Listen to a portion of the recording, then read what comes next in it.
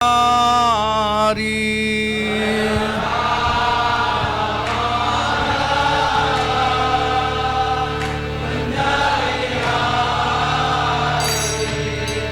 राधा माधव कुंज बिहारी।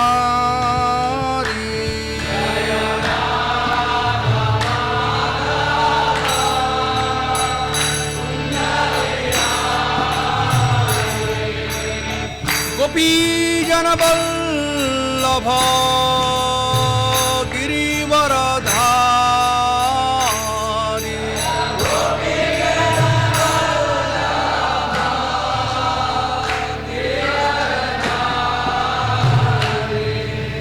गोपी जन वल्लभ गिरिवरधारी।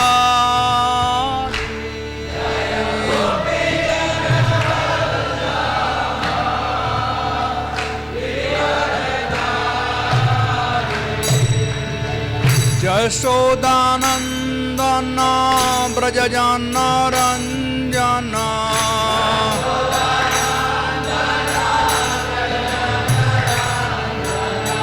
यशोदानंदन ब्रजजन रंजन।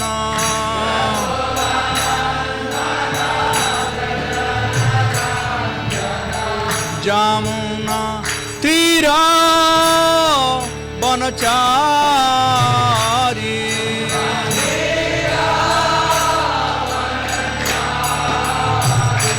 जय राधा माधव कुंज बिहारी।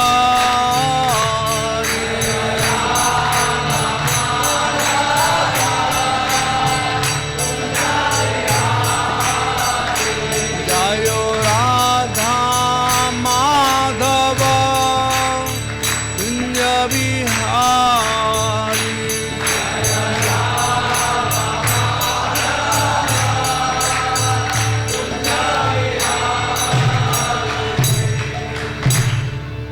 जय ओम विष्णुपाद परमहंस प्रव्राजकाचार्य स्वान ग्रेस श्री भक्ति वेदांत स्वामी प्रभुपाद की जय।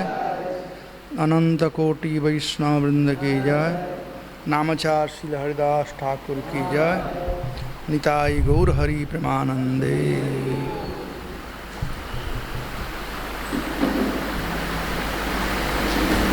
हरे कृष्णा। श्रीमती राधा रानी की जय।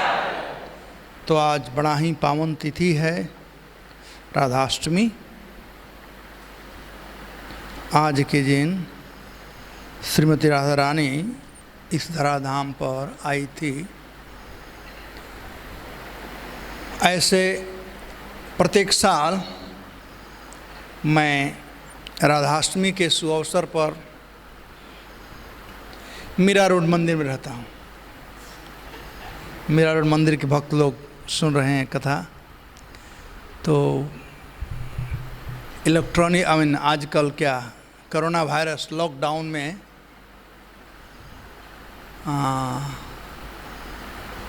क्या इंटरनेट हैं, जूम एज के द्वारा संपर्क में हैं। ऐसे मीरा रोड मंदिर का अभी नहीं, शुरू में जब लोग स्थापित किए थे तो राधाष्टमी के दिन राधा गिरिधारी जी का प्राण प्रतिष्ठा हुआ था। तो चूँकि वह मंदिर में ही प्राप्त किया था एक तरह से वो स्थान, तो पहले बाइंदर में राधा गिरिधारी जी थे, बाइंदर में प्राण प्रतिष्ठा हुआ था। बाद में मीरा रोड आया और वहाँ पर मंदिर बनाया गया। 1985 की बात है जब हम लोगों को मिस्टर हरिभक्ष गडोरिया ने वह भूमि दान दिया था। नॉट भूमि, एक फ्लैट दान दिए थे जहाँ पर राधा गिरिधारी जी को स्थापित किया गया था। तो तब से मैं प्रत्येक साल जाता हूँ राधाष्टमी के अवसर पर मीरा रोड। जन्माष्टमी, रामनवमी और गौर पूर्णिमा, ये तीनों जुहू में, राधाष्टमी मीरा रोड में, तो इस बार नहीं जा पाया। तो हमारे वहाँ के प्रेसिडेंट हर्ष गोविंद प्रभु ने कहा कि प्रभु आप का सुनेंगे, तो उन्होंने लिंक भेजा। आई होप दे सुन रहे हैं वो लोग ना, है ना? ठीक है। तो मैं प्रारंभ करूँगा कि श्रील प्रभुपाद जी राधाष्टमी के शुभ अवसर पर क्या कहे थे। छोटा सा एक ये है, उसको मैं पढ़ूँगा और उसके बाद में राधा तत्व के विषय में थोड़ा वार्ता करेंगे। उसके बाद राधा रानी के आविर्भाव का विषय में और राधा रानी का कृष्ण के प्रति प्रेम कैसा है उसके विषय में 3 विषय वस्तुओं को। तो राधा रानी भगवान की आह्लादनी शक्ति है, वो उनकी दिव्य परिचरी है। प्रभुपाद जी कहते हैं कि हम राधा रानी से प्रार्थना करते हैं क्योंकि वो भगवान कृष्ण की आह्लादनी शक्ति है। कृष्ण का मतलब है सर्वाकर्षण, लेकिन राधा रानी इतनी महान है कि जो सबको आकृष्ट करते हैं उनको भी वे आकृष्ट करती हैं। तो आज हम लोग श्रीमती राधा रानी के विषय में समझने का प्रयास करेंगे और श्रीमती राधा रानी को अपना प्रणाम अर्पित करेंगे। तप्त कांचन गौरांगी राधे वृंदावनेश्वरी विश्वभानुसुते देवी प्रणमामि हरिप्रिये। तो मैं राधा रानी के चरणों में प्रणाम करता हूँ, जिनका शरीर का कांति वह तप्त स्वर्ण के समान है, जो वृंदावन की रानी हैं, महेश्वरी हैं, महारानी हैं, वृषभानु बाबा की लाडली हैं और आप भगवान कृष्ण की बहुत ही प्रिय हैं। तो राधा रानी हरि प्रिय हैं, कृष्ण की बहुत ही प्रिय हैं। भगवान कृष्ण के पास यदि किसी को पहुंचना है, जाना है, तो राधा रानी के द्वारा हम आसानी से कृष्ण के पास पहुंच सकते हैं, राधा रानी की कृपा से। यदि राधा रानी किसी को रिकमेंड करती है कि यह भक्त बड़ा अच्छा है, तो कृष्ण तुरंत उन्हें स्वीकार कर लेते हैं। वह कितना भी महान से महान, बड़ा से बड़ा मूर्ख क्यों न हो, लेकिन फिर भी यदि राधा रानी रिकमेंड कर देंगी तो कृष्ण स्वीकार कर लेते हैं।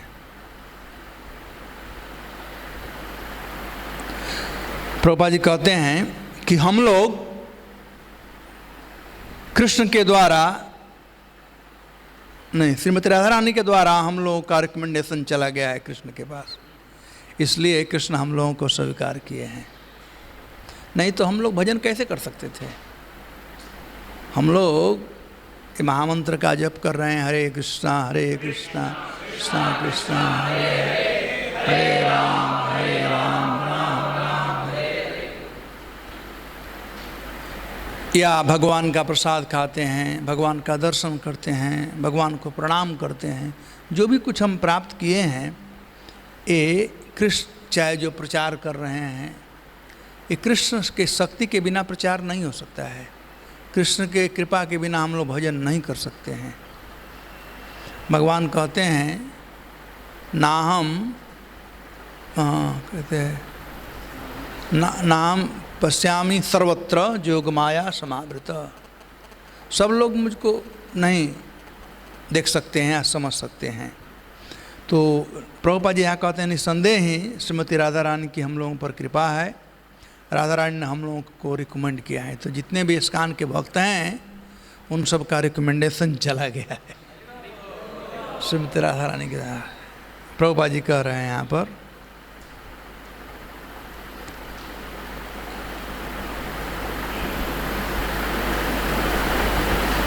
because we have been recommended by Radharani, Krishna accepts us. इसलिए वृंदावन में आप देखते होंगे कि सब लोग प्रायः वहाँ पर राधा रानी का नाम ज़्यादा लेते हैं, कृष्ण से भी ज़्यादा। आप जहाँ भी वृंदावन जाओगे तो वहाँ पर लोगों से मिलोगे तब कहें जय राधे, चाहे रिक्शा वाला हो चाहे कोई हो। तो यहाँ एक बात मैं कहना चाहूँगा कि ये ठीक है, वृंदावन में ठीक है, लेकिन सब जगह ठीक नहीं है। और ब्रजवासी लोग स्पेशल हैं, हम लोगों को इमिटेट नहीं करना चाहिए। प्रभुपाद जी हम लोगों को वार्निंग किए हैं कि जब भी श्रीमती राधिका का नाम हो तो कृष्ण के साथ होना चाहिए। केवल बहुत लोग सहजिया बन जाते हैं, राधे राधे राधे राधे गाते रहते हैं, लेकिन प्रभुपाद जी इसको रिकमेंड नहीं करते हैं। प्रभुपाद जी कहते हैं कि अर्जुन इतने महान भक्त थे। भगवान गीता में कहते हैं भक्तस्य सखा मेति रहस्यम ही उत्तमम, तू मेरे भक्त हो और सखा हो, इसलिए मैं रहस्यमय ज्ञान दे रहा हूँ। वो गीता का पूरा उपदेश दिए भगवान, लेकिन राधा रानी का नाम कहीं आया है उसमें? जब राधा रानी के विषय में नहीं भगवान बताए अर्जुन को, तो हम लोग कैसे राधा रानी के विषय में जान सकते हैं? तो प्रभुपाद जी लेक्चर में कहते हैं कि जैसे कोई सज्जन व्यक्ति हैं, उसके घर पर जाओ और उसके पत्नी के विषय में बात करना शुरू करो, बेटे के विषय में बात करना शुरू, क्या करेगा वो? कहेगा दरवाज़ा उधर है, ठीक है ना? पहले उस व्यक्ति को जानो, जब उस व्यक्ति को जान जाओगे तो ऑटोमेटिकली वो इंट्रोड्यूस कराएगा अपने पत्नी से, बच्चों से, सब लोगों से। तो ये ज़रूरी है कि पहले हम लोग कृष्ण को जाने, पहले तो अपने को जाने कि हम कौन हैं, कि हम ये देह नहीं हैं, आत्मा हैं। उसके बाद कृष्ण को जाने, तो कृष्ण ऑटोमेटिकली हम लोगों को रिकमेंड करेंगे, बतलाएंगे राधा रानी के विषय में। तो प्रभुपाद जी वास्तव में वार्न किए हैं हम लोगों को कि यह सहजिया नहीं बनना चाहिए, जितना हो सके। हरे कृष्ण महामंत्र में ऑलरेडी राधा रानी हैं, हरे कृष्णा और रामा। तो हरे जो हैं षष्ठी विभक्ति में हे हरा, तो हरे हो गए हैं। तो राधा रानी वहाँ पर ऑलरेडी हैं, भगवान की शक्ति वहाँ पर हैं। तो वृंदावन में लोग कह सकते हैं ठीक है ब्रजवासी लोग हैं, ब्रजवासियों का पोजीशन इतना बहुत उच्च कोटि का है। बड़े बड़े देवता लोग भी तरसते हैं कि ब्रज में हमारा जन्म प्राप्त हो। उद्धव जी स्वयं, जो उद्धव संदेश चल रहा है तो उसमें आप लोग पढ़ेंगे कि उद्धव जी की बड़ी इच्छा थी कि मैं ब्रज में निवास करूं, और श्रीमती राधा के कृपा से, राधा रानी कृपा से आज भी उद्धव जी ब्रज में निवास करते हैं, कुसुम सरोवर पर गुलमलता के रूप में। तो जो ब्रजवासी लोग हैं वो ऑर्डिनरी नहीं हैं। एक बार किसी विदेशी भक्त का एक रिक्शा वाला से झगड़ा हो गया था और कुछ उल्टा सुल्टा भक्त बोल दिया था, पैसा ज़्यादा मांग रहा था। तो प्रभुपाद जब सुने तो उस भक्त को डांटे और कहे कि जाओ क्षमा मांगो, वो ब्रजवासी है, वो ब्रज में निवास करता है। तो वहाँ के लोगों को सर्टिफिकेट है, जय राधे बोल सकते हैं, लेकिन हम लोगों को सावधान रहना चाहिए। प्रभुपाद कहते हैं वे लोग राधा रानी का गुणानुवाद करते हैं, वे लोग राधा रानी की पूजा करने में ज़्यादा रुचि लेते हैं कृष्ण के बजाय। वे लोग कितने भी पतित क्यों न हो, यदि किसी प्रकार से वह राधा रानी के शरण में चला जाता है तो उसके लिए आसान हो जाता है कृष्ण के पास जाना। कृष्ण के पास रिकमेंड करती है राधा रानी, लेकिन हम लोगों को पहले योग्य होना चाहिए। प्रभुपाद जी कहते हैं otherwise if you try to understand Krishna by a speculative process, it will make many lives. It will take many lives. तो यदि हम कृष्ण के विषय में समझने का प्रयास करें अपने मेंटल स्पेकुलेशन के द्वारा, तो कई एक जन्म बीत जाएंगे, फिर भी नहीं समझ पाएंगे। लेकिन यदि राधा रानी की शरण में चले जाएं तो राधा रानी की कृपा से आसानी से हम प्राप्त करते हैं। राधा रानी कहती है न राधा रानी इतनी महान भक्त है, ये महाभाव की श्रीमूर्ति है, ये सबसे बड़ी भक्त हैं। तो प्रभुपाद जी राधाष्टमी के अवसर पर अगस्त 29, 71 लंदन में ये प्रवचन किए थे और BTG में इसका संस्करण हुआ था। तो इसलिए मैं सोचा, मैं पढ़ा तो मुझे अच्छा लगा, तो थोड़ा उसका पार्ट आप लोगों को मैं पढ़कर बता दिया कि अच्छा है कि गुरु होते हैं और राधा रानी बलराम के प्रतिनिधि होते हैं, तो प्रभुपाद जी को पहले कहकर तब हम लोग आगे बढ़ते हैं। तो श्रीमती राधा रानी कौन हैं, इसका वर्णन यहाँ पर चैतन्य चरितामृत में चैतन्य महाप्रभु के प्राकट्य के जो कारण हैं, गुह्य कारण हैं, उस अध्याय से अध्याय 4 के श्लोक संख्या 55 में वर्णन किया गया है। राधा कृष्ण प्रणय विक्लिति आह्लादिनी शक्ति स्माद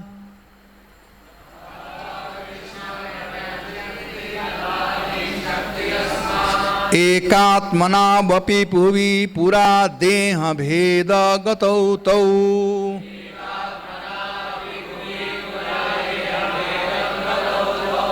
चैतन्याख्य प्रकट अधुना तद्वयं चैक्यमाप्तम्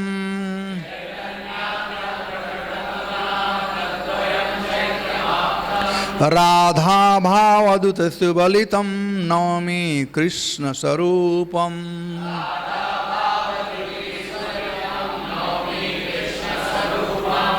श्री राधा और कृष्ण के प्रेम व्यापार भगवान की अंतरंगा आह्लादनी शक्ति की दिव्य अभिव्यक्तियाँ हैं। यद्यपि राधा तथा कृष्ण अपने स्वरूपों में एक हैं, किंतु उन्होंने अपने आप को शाश्वत रूप से पृथक कर लिया। अब ये दोनों दिव्य स्वरूप पुनः श्री कृष्ण चैतन्य के रूप में संयुक्त हुए हैं। मैं उनको नमस्कार करता हूँ, क्योंकि वे स्वयं कृष्ण होकर भी श्रीमती राधा रानी के भाव तथा अंग कांति को लेकर प्रकट हुए। तो श्री कृष्ण चैतन्य राधा कृष्ण नाही अन्य। तो जैसा कि मैं सुबह बताया कि भगवान श्री कृष्ण एक हैं और एक दिन वे रत्न बेदी पर गोलोक वृंदावन में बैठे हुए थे और उन्हें आनंद के विषय में सोच रहे थे। जब ही आनंद के विषय में सोचे तो वहाँ से एक बहुत सुंदर तप्त कांचन गौरांगी राधे वृंदावनेश्वरी विश्वभानुस्ते देवी प्रणमामि हरिप्रिय, ऐसा कि वर्णन किया गया है। वैसी सुंदरी ज्योति उनके वाम भाग से प्रकट हुई और वो हैं श्रीमती राधा रानी। तो राधा रानी का प्रथम प्राकट्य जो है वह है भगवान के वाम भाग से, जो भगवान की इच्छा हुई आह्लाद आनंद के लिए, तब उस समय। तो राधा और कृष्ण दोनों एक ही हैं। श्रीमती राधा रानी कृष्ण की आह्लाद स्वरूप हैं। भगवान का जो स्वरूप है वो सच्चिदानंद है, सत चित और आनंद। और यह जो सच्चिदानंद स्वरूप है, इसमें से सत जो हैं वो भगवान हैं, चित जो हैं बलराम जी हैं और आनंद जो हैं वो श्रीमती राधा रानी हैं। तो ये तीनों मिला करके सच्चिदानंद स्वरूप हुआ। बलराम पूर्णिमा के दिन आप लोग सुने होंगे, वहाँ भी वर्णन किया गया है कि बलराम और कृष्ण में कोई भेद नहीं है। यदि केवल भेद है तो केवल कलर मात्र का, एक श्याम वर्ण के हैं और एक गौर वर्ण के हैं। वैसे ही श्रीमती राधिका और कृष्ण में कोई भेद नहीं है, हैं? राधा कृष्ण एक आत्मा दुई देह धरी अन्योन्य बिलसे एक रस आस्वादन करी। राधा तथा कृष्ण दोनों एक ही हैं। राधा कृष्ण एक आत्मा, ये दोनों एक आत्मा है। एक बार राधा रानी कृष्ण से प्रस्ताव रखी विवाह करने के लिए कि आप मुझसे विवाह कर लीजिए। तो कृष्ण कहे कि जो विवाह होता है वह दो आत्मा का मिलन होता है, दो आत्मा का मिलन होता है। भगवान कह रहे हैं यहाँ पर तो दो देह का मिलन होता है, उसे विवाह कहते हैं। भगवान कहते हैं दो आत्मा के मिलन को विवाह कहा जाता है। लेकिन हे राधिका, आपका और मेरा तो एक ही आत्मा है, हम दोनों का आत्मा एक ही, तो विवाह का सवाल कहाँ से उठता है? विवाह का सवाल तब उठता है जब दो आत्मा होता है, हम तो एक आत्मा हैं। वही बात यहाँ पर कृष्णदास कविराज सुनते हैं कि राधा कृष्ण एक आत्मा दुई देह धरी। आत्मा एक है, केवल दो देह धारण कर रहे हैं। अन्य अन्य बिलसे रस आस्वादन करी। तो इस प्रकार वे प्रेम रस का स्वादन करते हुए एक दूसरे के साथ भोग करते हैं। तो इस प्रकार से राधा और कृष्ण में कोई भेद नहीं है। अब थोड़ा हम इसके तात्पर्य को पढ़ेंगे। प्रभुपाद जी कहते हैं, भौतिकवादियों के लिए राधा तथा कृष्ण के दोनों दिव्य व्यक्तित्व एक गुत्थी बने हुए हैं। श्रील स्वरूप दामोदर गोस्वामी के डायरी से उद्धृत राधा तथा कृष्ण का उपयुक्त विवरण संक्षिप्त व्याख्या है, किंतु इन दोनों महान व्यक्तियों के रहस्य को समझने के लिए महान आध्यात्मिक अंतर्दृष्टि चाहिए। एक व्यक्ति दो रूपों में आनंद भोग रहा है। श्री कृष्ण शक्तिमान हैं और श्रीमती राधा रानी अंतरंगा शक्ति है। वेदांत दर्शन के अनुसार शक्ति तथा शक्तिमान में कोई अंतर नहीं है, दोनों एक हैं। इन दोनों में अंतर नहीं किया जा सकता। जिस प्रकार अग्नि को उष्मा से पृथक नहीं किया जा सकता। तो आजकल के दुष्ट लस्टी लोग भी ऐसे हैं, कहते हैं हम दोनों एक ही आत्मा है, केवल दो देह हैं। ये लस्टी लोग हैं और ऐसा बात कहते हैं। जैसे ये सार्थकता है राधा कृष्ण के लिए, लेकिन ये लस्टी लोग कुछ समय के लिए प्यार करते हैं और ऐसा कुछ समय के लिए सो कॉल्ड प्यार करते हैं और ऐसा बात कहते हैं। तो सूर्य और सूर्य की जो रोशनी है, ठीक वैसे ही राधा रानी और कृष्ण हैं। परम पूर्ण में जो कुछ भी है वह सब सापेक्ष अस्तित्व में अचिंत लगता है। अतएव सापेक्ष ज्ञान में शक्तिमान तथा शक्ति के एकत्व के इस सत्य को ग्रहण कर पाना कठिन है। श्री चैतन्य महाप्रभु द्वारा प्रतिपादित अचिंत भेद अभेद तत्व का दर्शन ही एकमात्र साधन है, जिससे अध्यात्म की ऐसी गुत्थियाँ सुलझाई जा सकती है। निस्संदेह राधा रानी कृष्ण की अंतरंगा शक्ति है। वे निरंतर कृष्ण के आनंद को बढ़ाती रहती है। निर्विशेषवादी इसे तब तक नहीं समझ सकते जब तक वे किसी महाभागवत भक्त की सहायता न लें।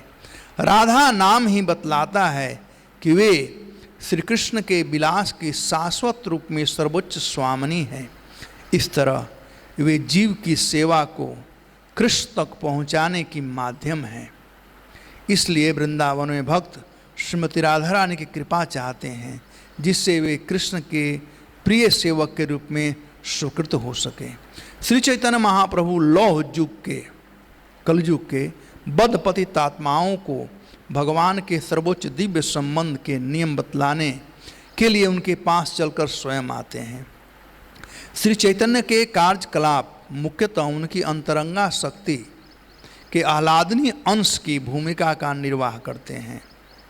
परम पूर्ण व्यक्तित्व श्री कृष्ण दिव्य अस्तित्व, पूर्ण ज्ञान एवं पूर्ण आनंद के सर्वशक्तिमान स्वरूप हैं।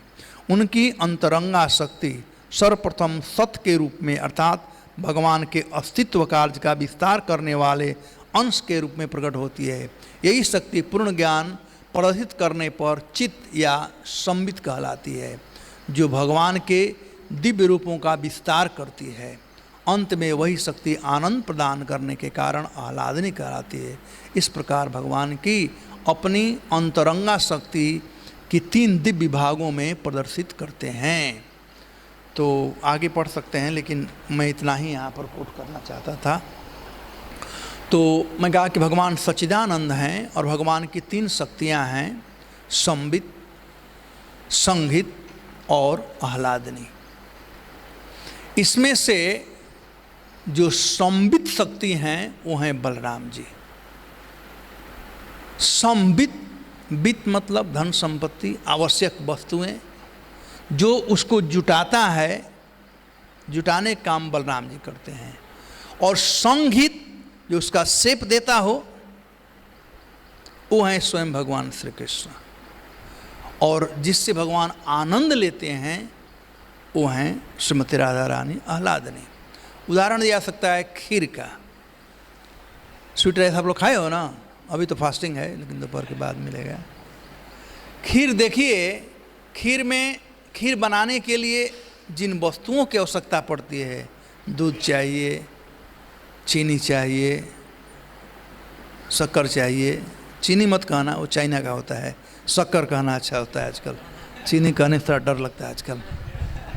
शक्कर चाहिए, अग्नि चाहिए, काजू किशमिश थोड़ा चाहिए, वो सब भी चाहिए। तो जो स्वीट राइस, कपूर भी चाहिए। तो ये सब जो व्यवस्था करता है, व्यवस्था करना, और उसके बाद स्वीट राइस बनाना। और स्वीट राइस खट्टा है कि मीठा है, नमकीन है, टेस्ट करना, 3 चीज़ हुआ ना। तो व्यवस्था करने का काम बलराम जी का है, बनाने का काम जो है कृष्ण का है, और आनंद का अनुभूति प्राप्त करने का जो काम है वो श्रीमती राधा रानी की। राधा रानी टेस्टर हैं कृष्ण की। कृष्ण आस्वादन करते हैं राधा रानी के द्वारा। अब राधा रानी जो हैं, ये जो नाम 2 अक्षर का जो है एक स्पेशल नाम है। कृष्ण प्रेममयी राधे, राधा प्रेममयो हरि। कृष्ण प्रेममयी राधे, राधा रानी जो हैं वो कैसी हैं? कृष्ण प्रेममयी, कृष्ण के प्रेम की साक्षात स्वमूर्ति हैं। कृष्ण प्रेममयी राधे, राधा प्रेममयो हरि। और राधा रानी क्या हैं? हरि के प्रेम स्वरूप हैं। तो राधा रानी प्रेम स्वरूपा हैं। राधा शब्द में 4 शब्द हैं, र, अ, ध और आ, राधा। तो रकार से रमा यानी लक्ष्मी जी, अकार से भगवान की लीला शक्ति गोपांगनाएं, धकार से धरा यानी पृथ्वी, और आकार से बिरजा नदी का ये बोध होता है। तो राधा में भगवान की जो लीला पुरुषोत्तम भगवान का जो तेज है वो 4 भागों में बांटा हुआ है। एक है लीला शक्ति, भू शक्ति, श्री शक्ति और बिरजा। और ये चारों जो हैं वो जब एक सम्मिलित होती हैं, एक स्वरूप होती हैं, तब यह राधा जी हैं। राधा जी का विभाजन इस 4 में। तो भगवान की जो चारों पत्नियां हैं वे श्रीमती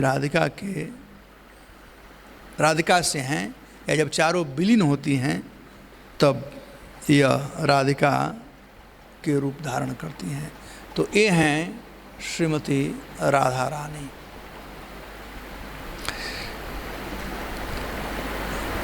भगवान का 2 स्वरूप है, एक कहलाता है आनंद ब्रह्म और एक कहलाता है रस ब्रह्म।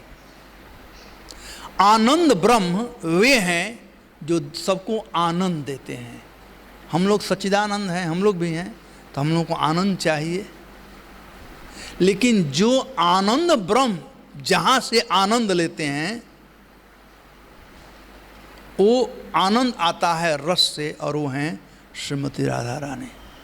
तो राधा रानी को रस ब्रह्म कहा गया है। आई मीन जो कृष्ण को आनंद देता है। रस ब्रह्म और आह्लादनी में क्या अंतर है? नहीं सॉरी, जीव को जो आनंद होता है वो आनंद ब्रह्म है, और कृष्ण को जो आनंद होता है वो रस ब्रह्म है। क्योंकि कृष्ण रस स्वरूप हैं, रसो वै सह, वो साक्षात रस के मूर्तिमान स्वरूप हैं।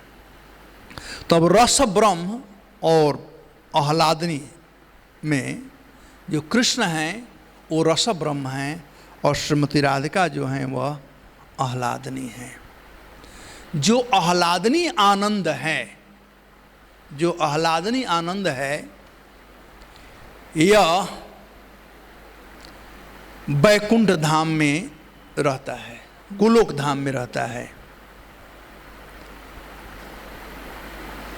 यह वह आनंद बिरजा तक आता है, और उसके बाद में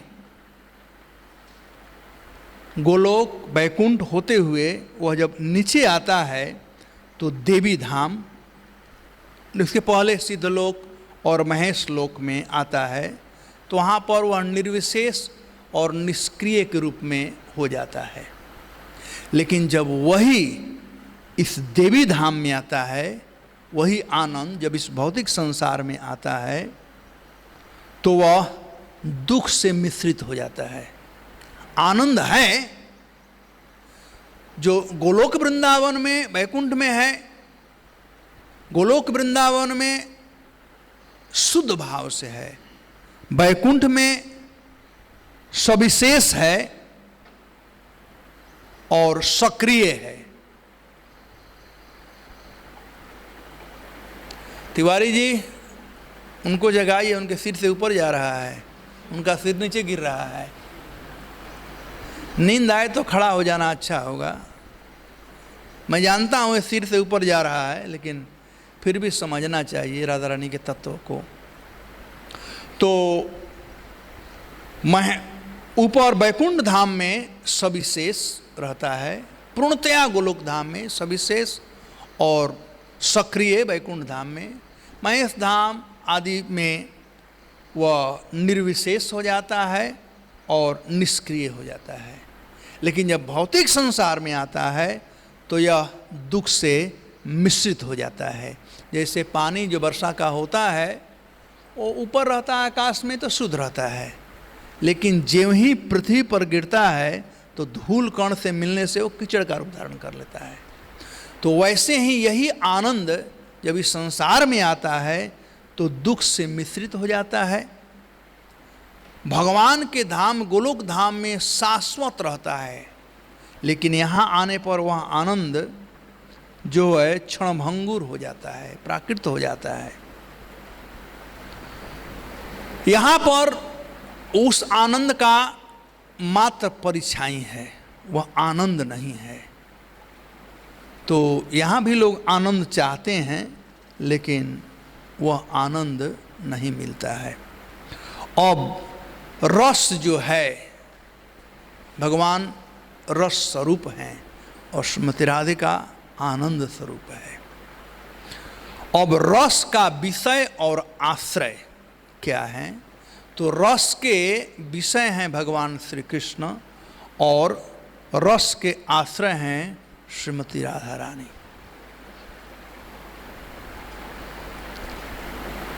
जैसे भूख लगना, हम में भूख लगा है तो भूख लगना हमारा स्वभाव है, लेकिन प्रसाद जो है वह आश्रय है भूख का, और वो कोई दूसरा प्रोवाइड करता है। तो इस प्रकार से अब रस और भाव में क्या भेद है? देखिए, रस और भाव, इस बात को समझना बहुत जरूरी है। ये दोनों एक दूसरे के पूरक हैं।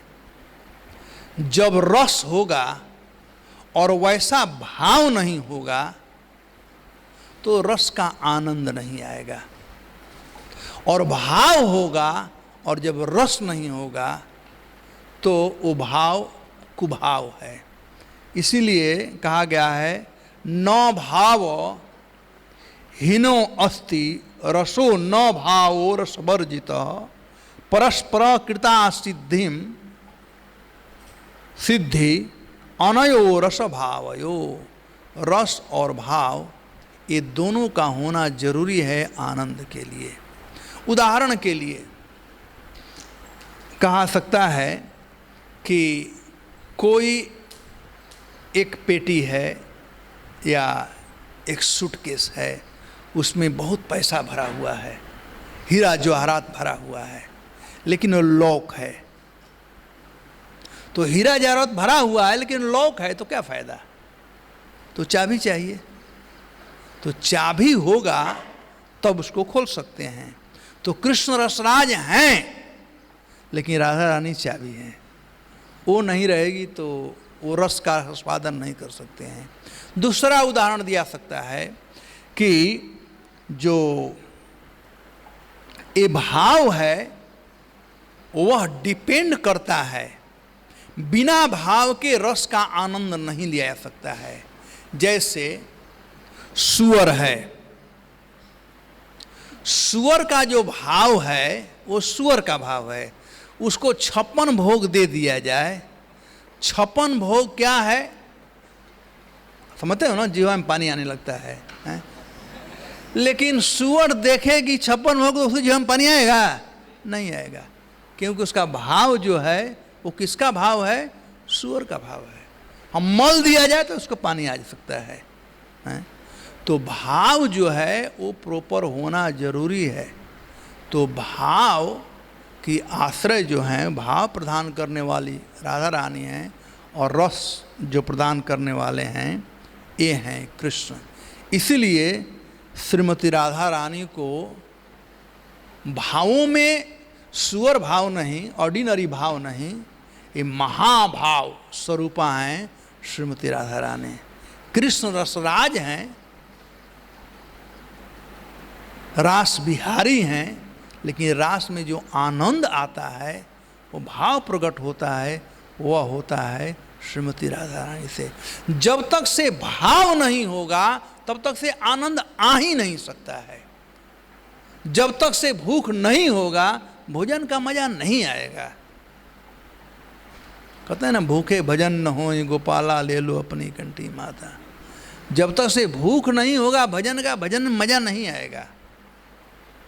तो भूख यानी भाव, तो भाव होना जरूरी है, तब रस में रसास्वादन कर सकते हैं। तो कृष्ण भी रसास्वादन करते हैं कब? जब श्रीमती राधा रानी हो तब, क्योंकि वे भाव स्वरूपा हैं। राधा रानी महाभाव हैं, महाभाव स्वरूपा हैं। ऑफ कोर्स भक्ति रसामृत सिंधु में इसका वर्णन किया गया है कि महाभाव के कई प्रकार होते हैं। तो खैर हम लोग उधर नहीं जाएंगे। अब हम लोग श्रीमती राधा रानी के जन्म के विषय में थोड़ा सुन लेंगे। तो ये तो कुछ तत्वों के विषय में मैं बतलाया कि श्रीमती राधा रानी कौन हैं और राधा रानी का आविर्भाव कैसे हुआ। तो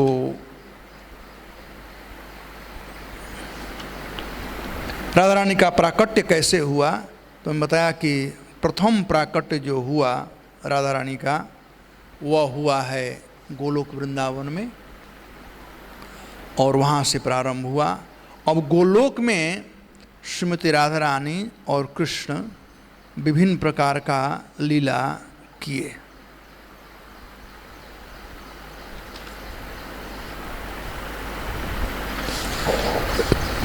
उसमें से can somebody take out from here आशीष सवा पादरताम विनष्टुमाम, ये है जुगाइतम। इसके आगे जाओ आगे। तो एक समय की बात है, भगवान श्री कृष्ण श्रीमती राधिका के साथ में रसास्वादन कर रहे थे, विहार कर रहे थे। और जब श्रीमती राधा रानी को कृष्ण स्पर्श किए तो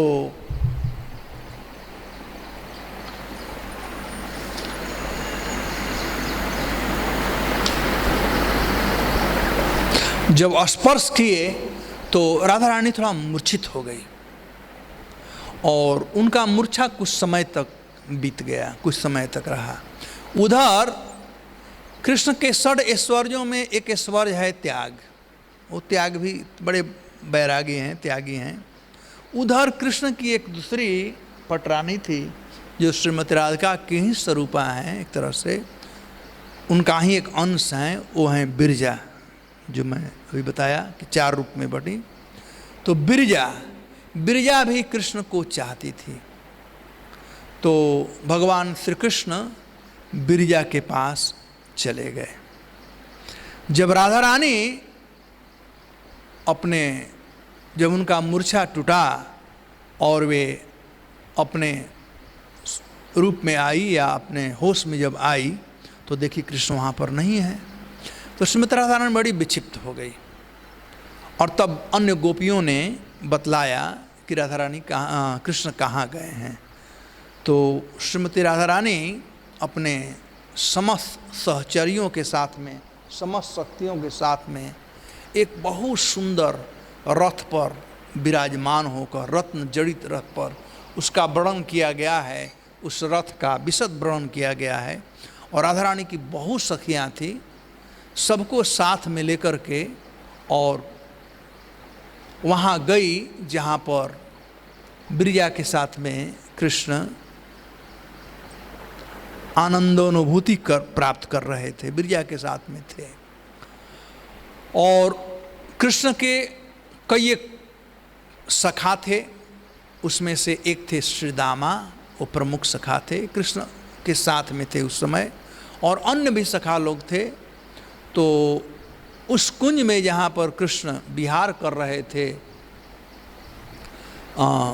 बिरजा के साथ में, उसके बाहर सब सखा लोग पहरा दे रहे थे।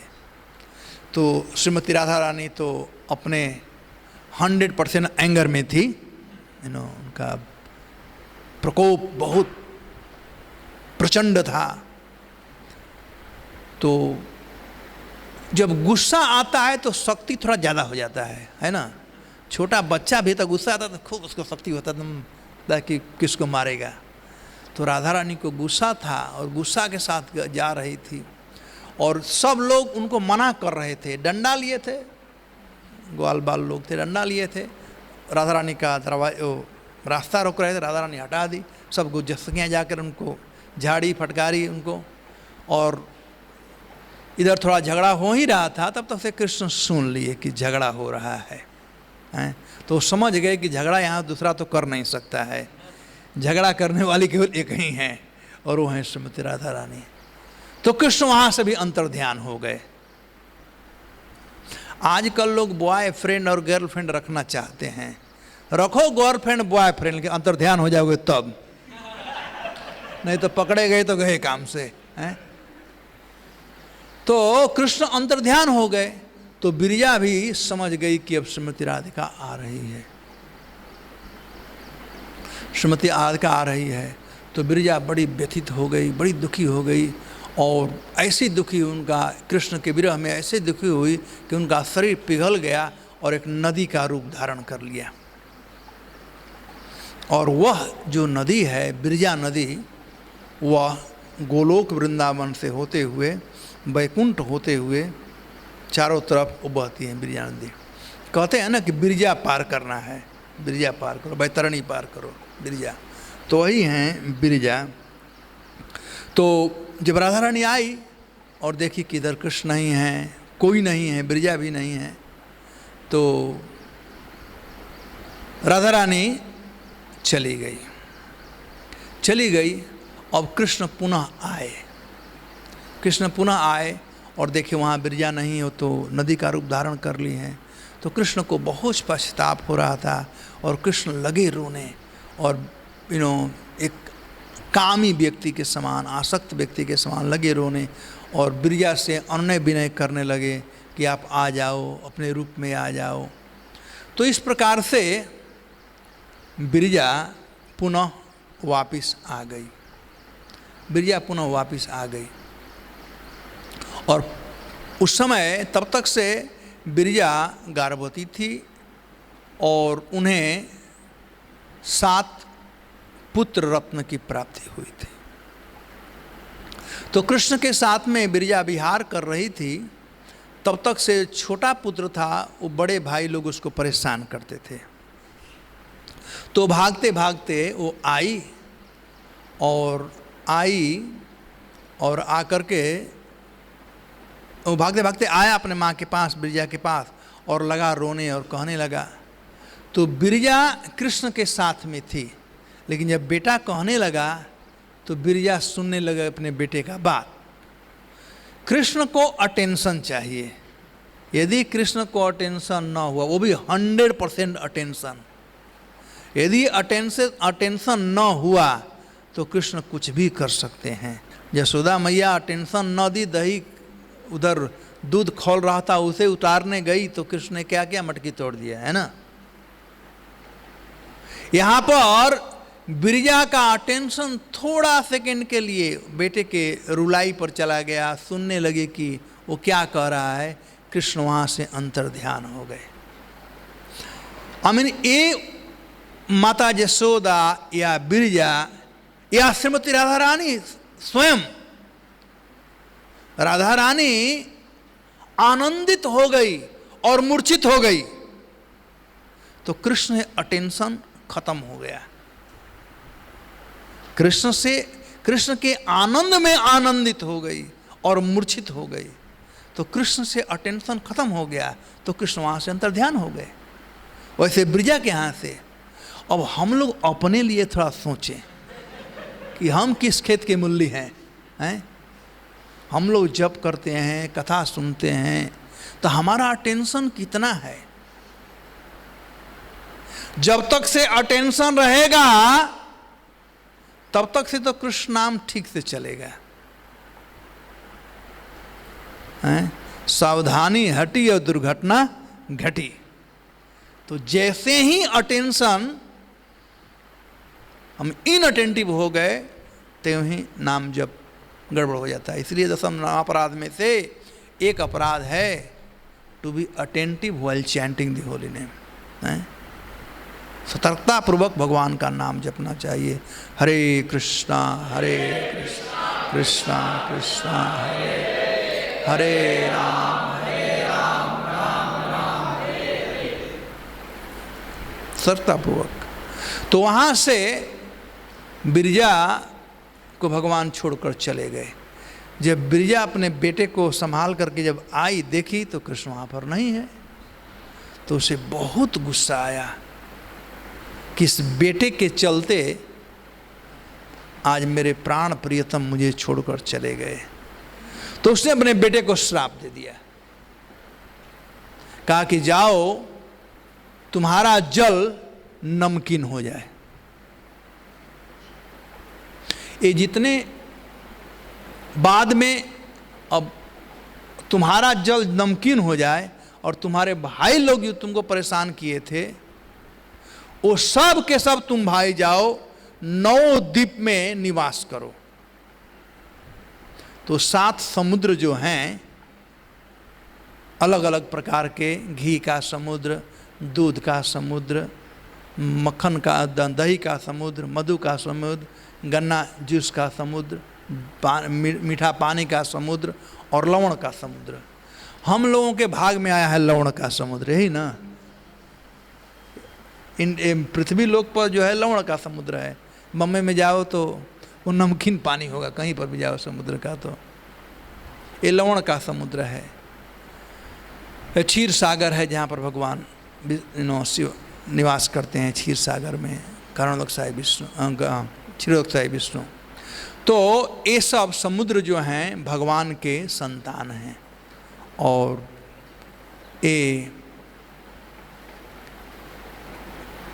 ये पुरुष हैं, बालक हैं, और जितने नदियां हैं ये सब उनकी पत्नियां हैं।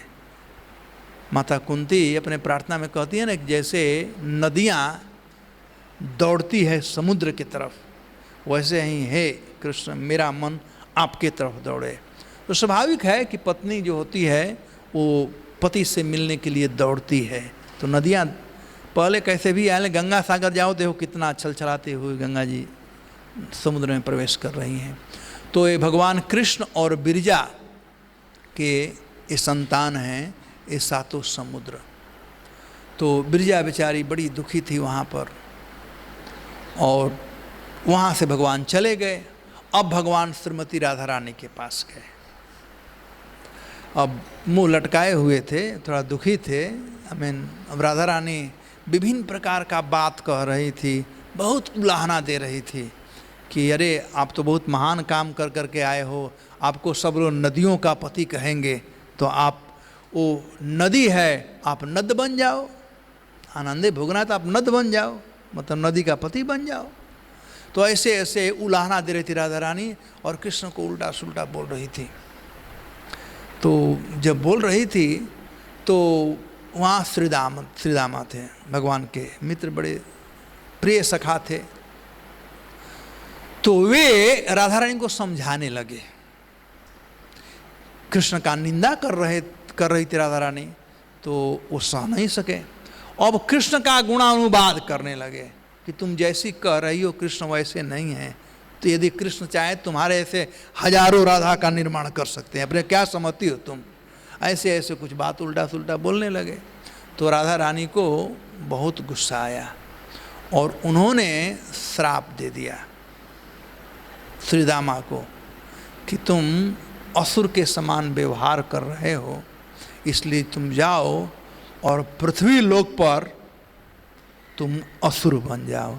तो वही हुआ शंकाचूर्ण नहीं, शंकाचूर्ण ना,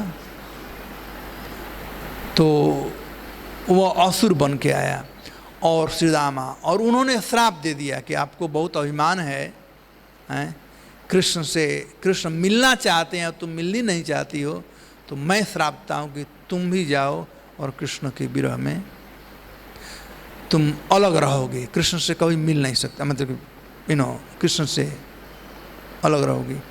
तो बाद में अब दोनों आए कृष्ण के पास, राधा रानी भी आई और श्रीदामा भी आए। तो भगवान कोई बात नहीं, तो समय हो गया है, अब चलना चाहिए। तो भगवान उन लोगों को भेज, पहले भगवान आए, बाद में वो लोग भी आए। तो इस प्रकार से भगवान इस धराधाम पर आए और श्रीमती राधा रानी इस धराधाम पर आई। अब ललित माधव में ये जो कथाएं हैं, मैं संक्षिप्त में कहा, बृहद रूप में कहा जा सकता है, लेकिन मैं अब इस धराधाम पर, तो एक तो था गोलोक धाम में राधा रानी का आविर्भाव, और गोलोक धाम से इस धराधाम पर आने का कारण, और वह था श्रीदामा का श्राप। इस धराधाम पर श्रीमती राधा रानी आई, तो कई एक प्रकार से इसका वर्णन किया गया है, लेकिन जैसा कि श्रीपाद रूप गोस्वामी ललित माधव में वर्णन किए हैं, उसी के आधार पर हम लोग थोड़ा कथानक का वर्णन करेंगे कि एक समय की बात है कि गर्गाचार्य की पुत्री ब्रज में आई थी, ब्रज का परिभ्रमण करने के लिए, ब्रज का दर्शन करने आई थी। तो उनको जो ब्रज की सबसे वृद्धा स्त्री हैं पूर्णमासी जी, और पूर्णमासी मधुमंगल की माता हैं और सांडल्य मुनि की पत्नी हैं। सांडल्य जी नंद बाबा के कुल पुरोहित हैं, जैसे गर्गाचार्य वसुदेव जी कुल पुरोहित हैं। तो सांडिल्य मुनि की पत्नी जो पूर्णमासी थी, वो गार्गी को, गर्गाचार्य की पुत्री को टूर दे रही थी ब्रज का, और उसी प्रसंग में बात आया रावल का और राधा रानी के जन्म का। तब पूर्णमासी इस बात को बतलाई है कि एक समय की बात है विंध्याचल पर्वत बहुत घोर तपस्या कर रहे थे और वो ब्रह्मा जी को प्रसन्न करना चाहते थे और वे चाहते थे कि हमें ऐसी पुत्री हो, हमें पुत्री चाहिए, पुत्री के लिए वो घोर तपस्या कर रहे थे। तो गर्गी ने पूछा कि सब लोग प्रायः पुत्र के लिए तपस्या करते हैं कि हमारा खानदान चले, ये पुत्री के लिए तपस्या क्यों कर रहे थे विंध्याचल? तब पूर्णमासी ने कहा कि वो एक ऐसा सब में कंपटीशन होता है, तो हिमालय से कंपटीशन था विंध्याचल का, ये दोनों में कंपटीशन था। अब उधर हिमालय की पुत्री थी पार्वती और उनका विवाह हुआ था भगवान शिव से, तो हिमालय का अपना छाती फूल गया था कि मेरे पुत्री का विवाह महादेव से हुआ है। तो विंध्याचल काहे को रहने जाए, इनसे रहा नहीं गया, तो विंध्याचल भी तपस्या किए ब्रह्मा जी का, और वे ऐसा पुत्री चाहते थे जिसका विवाह जिससे हो वो राजेंद्र हो और महादेव विजयी हो। महादेव विजयी हो तो ऑटोमेटिकली हो गया ना बड़ा है, तो महादेव जी बड़े हैं तो महादेव को जब हरा दे तो महादेव विजयी हो तो बड़ा हो गया।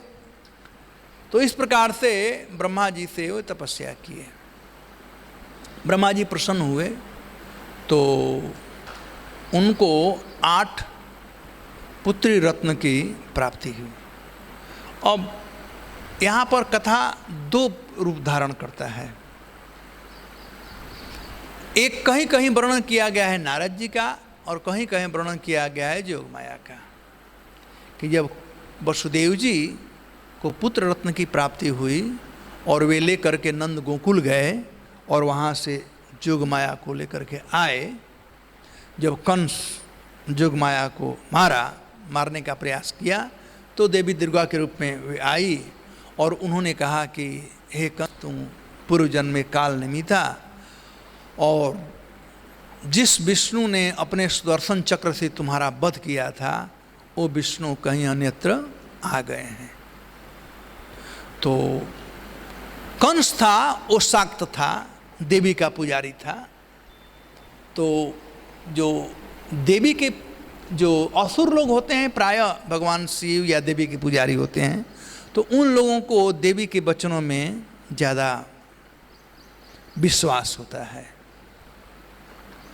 तो उसे विश्वास हो गया और कंस सोचा कि आकाशवाणी झूठा था।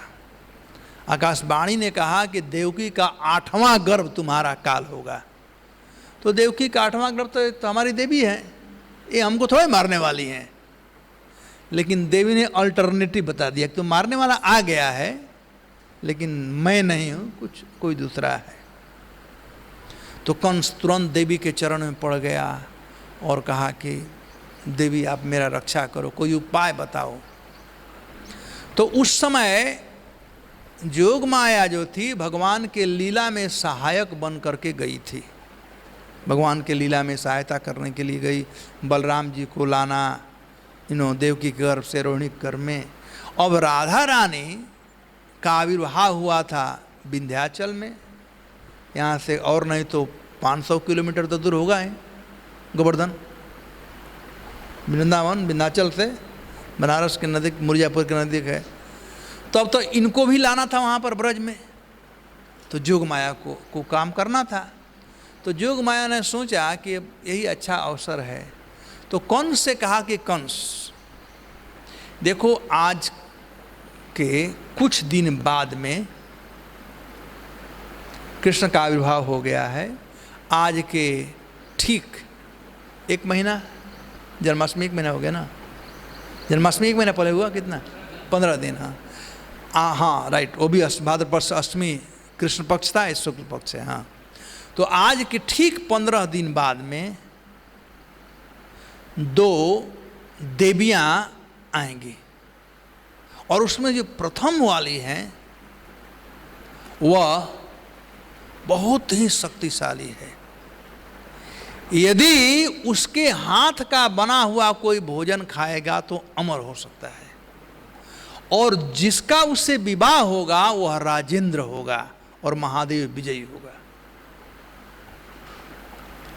कहीं कहीं कथा आता है कि नारद जी जब गए, जब कंस बड़ा हतोत्साहित था, देवी ने तो बतला दिया और कंस बड़ा हतोत्साहित, तब नारद जी उसको उत्साहित किया। नारद जी ने ये भेद बताया था, भंडा फोड़े थे नारद जी कि ऐसा होने वाला है, तो इसमें बड़ा बात क्या है, तुम उस लड़की को अपने पास ला दो और बाद में विवाह कर लेना। और पता नहीं कंस का उम्र क्या था और इनका उम्र क्या था, लेकिन एनीवे जो भी हो,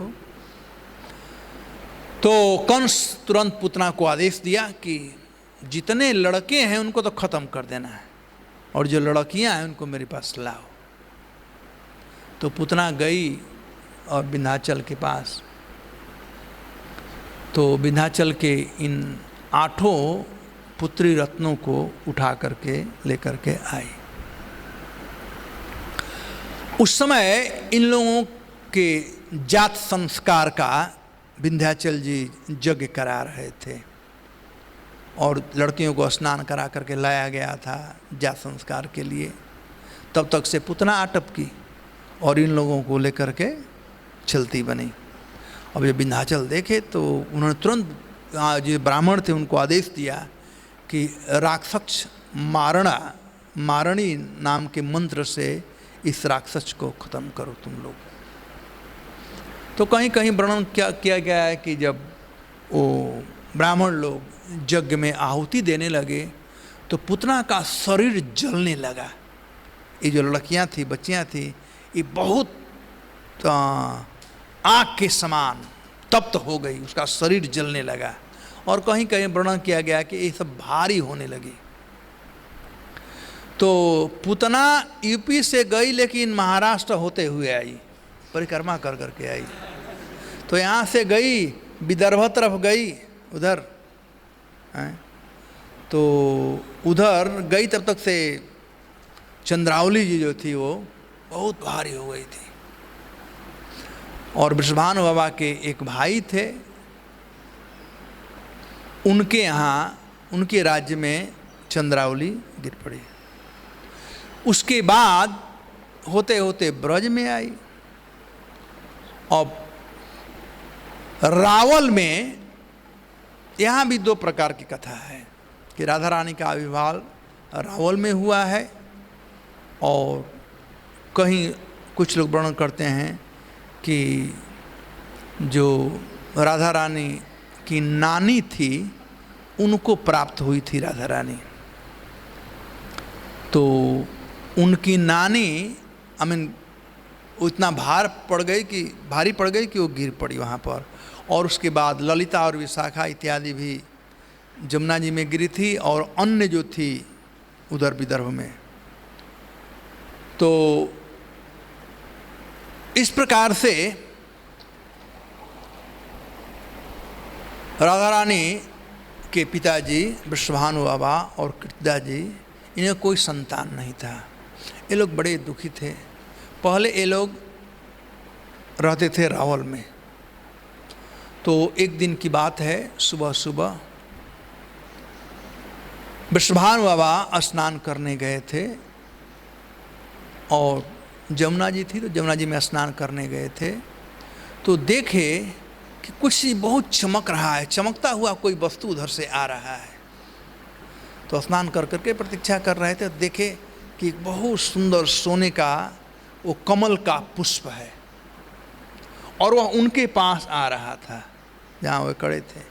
तो ठीक उनके पास आया, वो उठाए तो उसमें एक बहुत अति सुंदर कन्या को देखे, जो राधा रानी के गुण हैं जो हम लोग पढ़ते हैं, उस सब गुण राधा रानी का विद्यमान था। और देख करके बड़े प्रभावित हुए, बड़े प्रसन्न हुए। उन्हें कोई संतान नहीं था तो प्रसन्न हुए। लेकिन दुख की बात थी कि वो लड़की अंधी थी। तो blind uncle is better than no uncle. तो अब वो लड़की आई उनके पास, वो कमल का फूल उनके पास आया तो ये राजा थे, ये भी राजा थे अपने राज्य के, विश्वभानु बाबा भी। तो उनके शरण में कोई आया, राजा के शरण में कोई आया, वो कैसे ठुकरा सकते थे। तो उस पुत्री को लेकर गए और कीर्तिदा को दिए। बड़ी सुंदरी थी, आंख बंद था, अंधी थी, लेकिन बड़ी सुंदरी थी। तो कीर्तिदा जी मोहित हो गई और उन्होंने उसे अपनी पुत्री के रूप में रखा और पाला। अब रावल में बजती बधाई, चलो रे मैया, कैसे एक वो सूरदास का पद है, तो रावल में बधाई बज रही है, सब लोग आ रहे थे। जैसे कृष्ण जन्मोत्सव मनाया जा रहा था, वैसे श्रीमती राधिका का भी जन्मोत्सव मनाया जा रहा था। और उस समय नंद बाबा और यशोदा मैया भी वहाँ पर आए और राधा रानी पहली बार आँख खोली, कृष्ण का दर्शन किए, कृष्ण का दर्शन किए।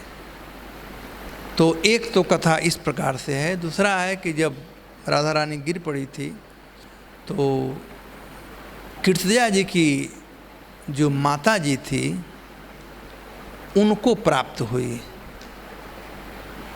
नहीं, नारद जी ला करके कीर्तिदा जी के माता जी को दिए और कहे कि तुम्हारे पुत्री की पुत्री है। तो ये अलग कथा है। तो इन्हें दो किसी प्रकार से जैसे भी हो तो यहाँ पर आई। जैसे भगवान कृष्ण आए थे गोकुल में, वैसे हैं श्रीमती राधा रानी आई थी रावल में। और बाद में नंद बाबा नंदगांव गए और वैसे हैं विश्वभानु बाबा बरसाना गए। तो आज बहुत धूमधाम से बरसाना में राधा रानी का आविर्भाव तिथि मनाया जाता है, लेकिन पता नहीं इस साल कैसे मनाते होंगे। इस साल तो आशा नहीं है, नहीं तो हर एक साल सब दिल्ली वाले आ जाते हैं, ऑल ओवर वर्ल्ड से आते हैं लोग राधाष्टमी के लिए और बरसाना का होली के लिए। इस साल दोनों गया काम से। नहीं, होली तो पता नहीं अभी आने वाला है, कि होली का समय हो गया था ऐसा क्या, कोरोना नहीं हुआ था तो होली खेल लिए थे लोग। लेकिन तो श्रीमती राधा रानी इस धराधाम पर इस प्रकार से आई। अब तीसरा बात मैं कहा था कि राधा रानी का कृष्ण के प्रति कितना प्रेम था। बहुत सी कथाएं हैं राधा और कृष्ण से संबंधित। ऐसे भागवत महापुराण में तो बहुत कम डायरेक्ट कथा है, इनडायरेक्ट बहुत कथाएं हैं। लेकिन हमारे गोस्वामियों की कृपा से, आचार्यों की कृपा से, श्रीपाद रूप गोस्वामी, सनातन गोस्वामी, श्रीपाद जी गोस्वामी, रघुनाथ दास गोस्वामी, रघुनाथ भट्ट गोस्वामी, इन गोस्वामियों की कृपा से, हमारे शिष्य परंपरा की कृपा से, डिस्ट्रिब्यूट सत्संग की कृपा से हम लोगों को राधा रानी के लीलाओं के विषय में बहुत लीलाएं प्राप्त है, जिसका रसास्वादन भक्त लोग कर सकते हैं। देखिए, दो शब्द है, एक है अपराध और एक है आराध। तो आराधना की प्रतिरूप जो हैं वह हैं श्रीमती राधा रानी। भागवतम में सुखदेव गोस्वामी कहते हैं कि जब भगवान रास कर रहे थे तो सभी गोपियों के साथ भगवान थे रास में। तो सब गोपियों को थोड़ा अहंकार हो गया कि कृष्ण मेरे साथ में है, कृष्ण मेरे साथ, कृष्ण मेरे साथ हैं। तो भगवान सब सहन करते हैं, लेकिन भक्तों का अहंकार नहीं सहन करते हैं। तो भगवान उन गोपियों को त्याग करके और चले गए। तो राधा रानी उनसे पहले कहीं चली गई थी। तो भगवान राधा रानी को ही खोजते हुए जा रहे थे। तो राधा रानी के पास जब कृष्ण आए तो राधा रानी को भी अहंकार हो गया।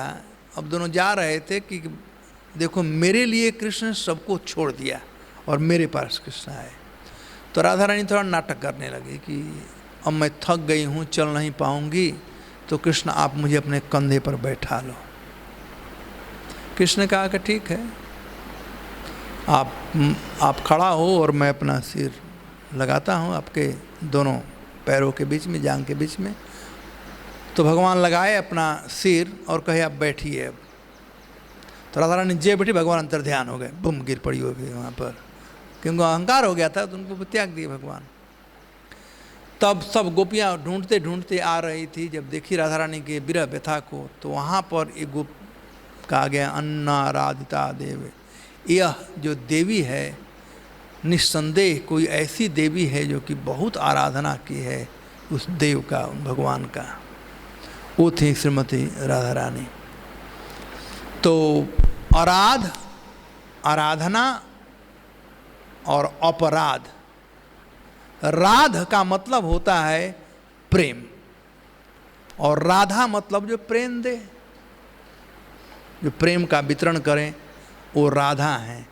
और राध मतलब होता है प्रेम। जैसे अपराध, अप मतलब खत्म हो जाना, और राध मतलब प्रेम। जब हम अपराध करेंगे, वैष्णव अपराध करेंगे, नवा अपराध, कोई अपराध करेंगे, तो उस वस्तु या व्यक्ति से जो प्रेम है वह खत्म हो जाएगा। तो इसलिए हम लोगों को हमेशा वंचित रहना, नाम से अपराध ना करें। नवा अपराध करेंगे तो नाम जप में जो प्रेम है वह खत्म हो जाएगा। वैष्णव अपराध करेंगे तो वैष्णव में जो प्रेम है वो खत्म हो जाएगा। सेवा अपराध करेंगे तो सेवा में जो प्रेम है वो खत्म हो जाएगा। राध मतलब प्रेम, और राधा मतलब प्रेम प्रदाता। तो यह जो प्रेम है ये था, लेकिन विकसित नहीं था। तो सर्वप्रथम इस प्रेम का रसास्वादन किए वे थे श्रीपाद माधवेंद्र पुरी। जब प्रेम आता है तब उस व्यक्ति के विषय में भाव बढ़ता है, भावना बनता है, और तब उस व्यक्ति का वर्णन जो प्रेमी है वो करेगा अलग होगा, और जिसको प्रेम नहीं है वो वर्णन करेगा अलग है। यदि किसी से हमें लगाव है और उसका वर्णन करना हो तो 2-4-5 दिन करेंगे, जब ज़्यादा प्रेम होगा तो। और जिसे प्रेम नहीं है 2 सेकंड में कर देंगे, हाँ ऐसे ऐसे खत्म हो गया। तो प्रेम जो है वह जरूरी है। तो माधवाचार्य इत्यादि ये लोग भागवतम का आस्वादन किए, लेकिन प्रेम जो उस भागवतम में है उसका आस्वादन माधवेंद्र पुरी किए। लेकिन वे किए, उसके बाद में उनके शिष्यों को दिए, ईश्वरपुरी इत्यादि प्राप्त किए। लेकिन प्रेम को पब्लिकली देने के लिए भगवान चैतन्य महाप्रभु आए। शुरू में वे भी अपने घनिष्ठ भक्तों के साथ में श्रीवास आंगन में इस प्रेम का आस्वादन करते थे। लेकिन असल में प्रेम प्रदान करने वाले चैतन्य महाप्रभु हैं, कोई दो राय नहीं है।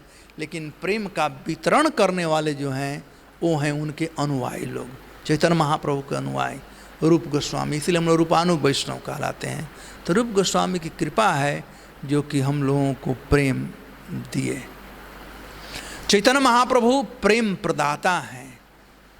अब चैतन्य महाप्रभु श्रीमती राधा रानी के भाव में कितना वे कृष्ण से प्रेम करते हैं, राधा रानी कितना कृष्ण से प्रेम करती है, इसका वर्णन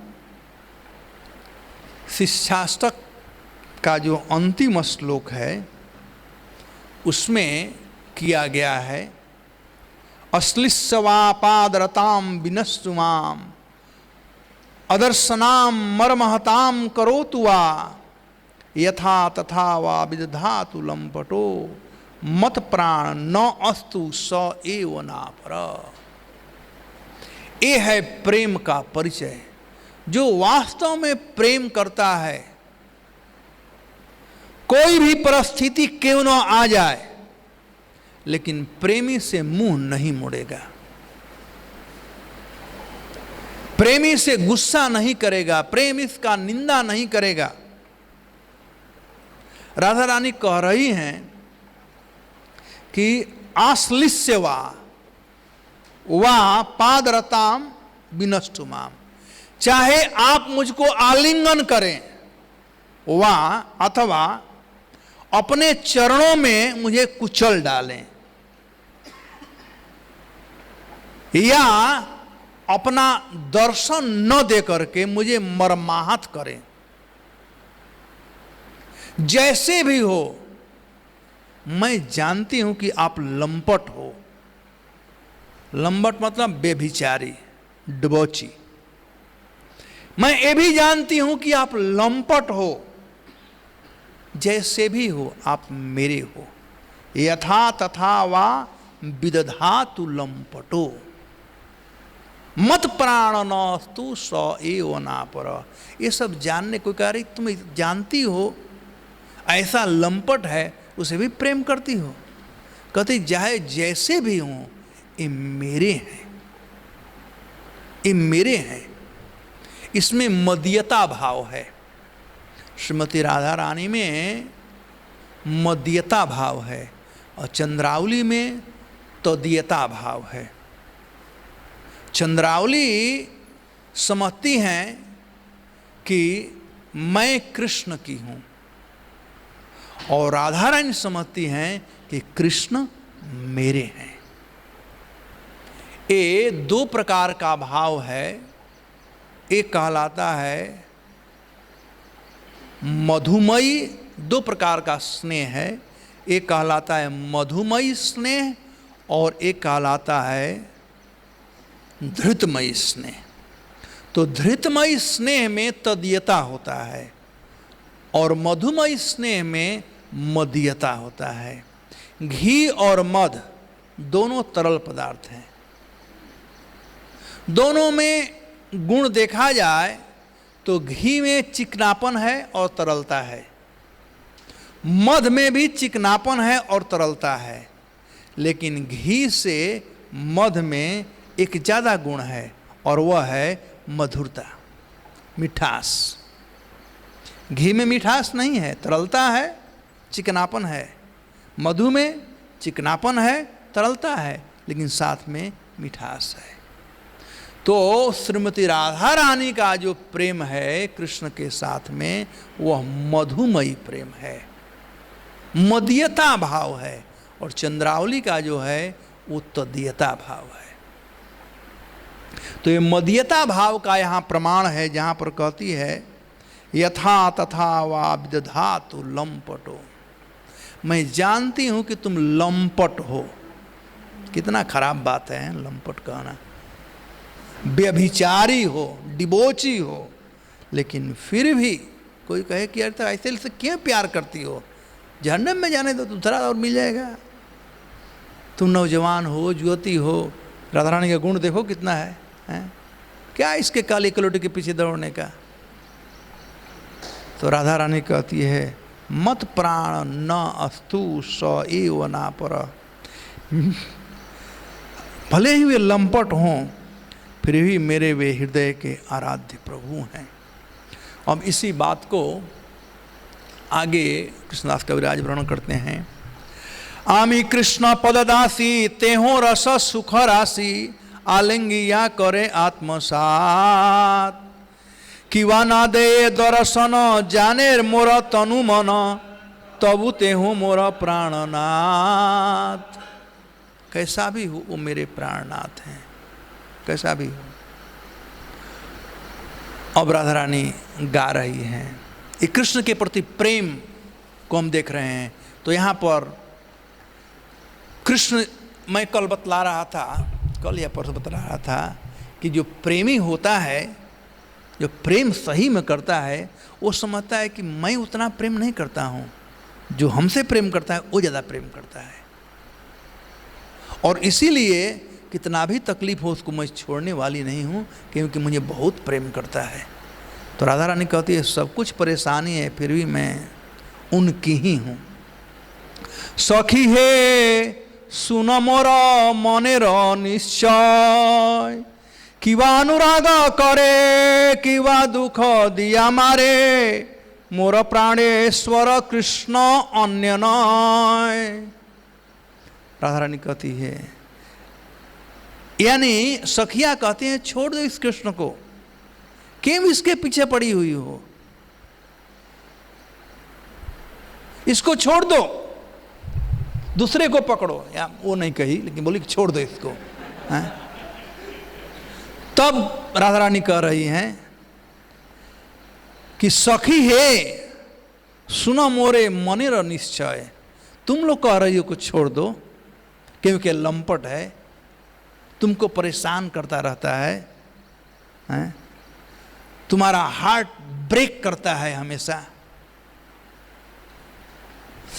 आई मीन प्रेम की एक पराकाष्ठा है। इस संसार में हम लोग समझते हैं हम प्रेम करते हैं और कह भी देते हैं हम इतना करते हैं, तुम मेरा हृदय विदीर्ण कर रहे हो, मेरा दिल तोड़ दिया तुम, इसलिए मैं तुमसे प्रेम नहीं करती हूँ या प्रेम नहीं करता हूँ। लेकिन राधा रानी कहती है कि इसके बावजूद भी कुछ भी हो जाए, कहती सखी रे सखी है सुनो मोरा मने निश्चय। हे सखियों, मेरे मन की निश्चयता को सुनो। कि वह अनुराग करे कि वह दुख दिया मारे, चाहे मुझसे प्रेम करे चाहे मुझे दुख दे, कैसे भी, चाहे मुझे मारे पीटे भी क्यों नहीं। मोरा प्राणेश्वर कृष्ण अन्य नय, दूसरा कोई नहीं है, कृष्ण ही मेरे प्राण के ईश्वर हैं। ये मैं सोच भी नहीं सकती हूं दूसरे को अपनाने का। छाड़ी अन्य नारी गण मोर बस तनु मन, मोर सौभाग्य प्रकट करिया, ता सबारे दे पीड़ा आमासने करे क्रीड़ा, से नारी गणे देखाइया। कभी कभी कृष्ण अन्य गोपियों का साथ छोड़कर और उनका मन तन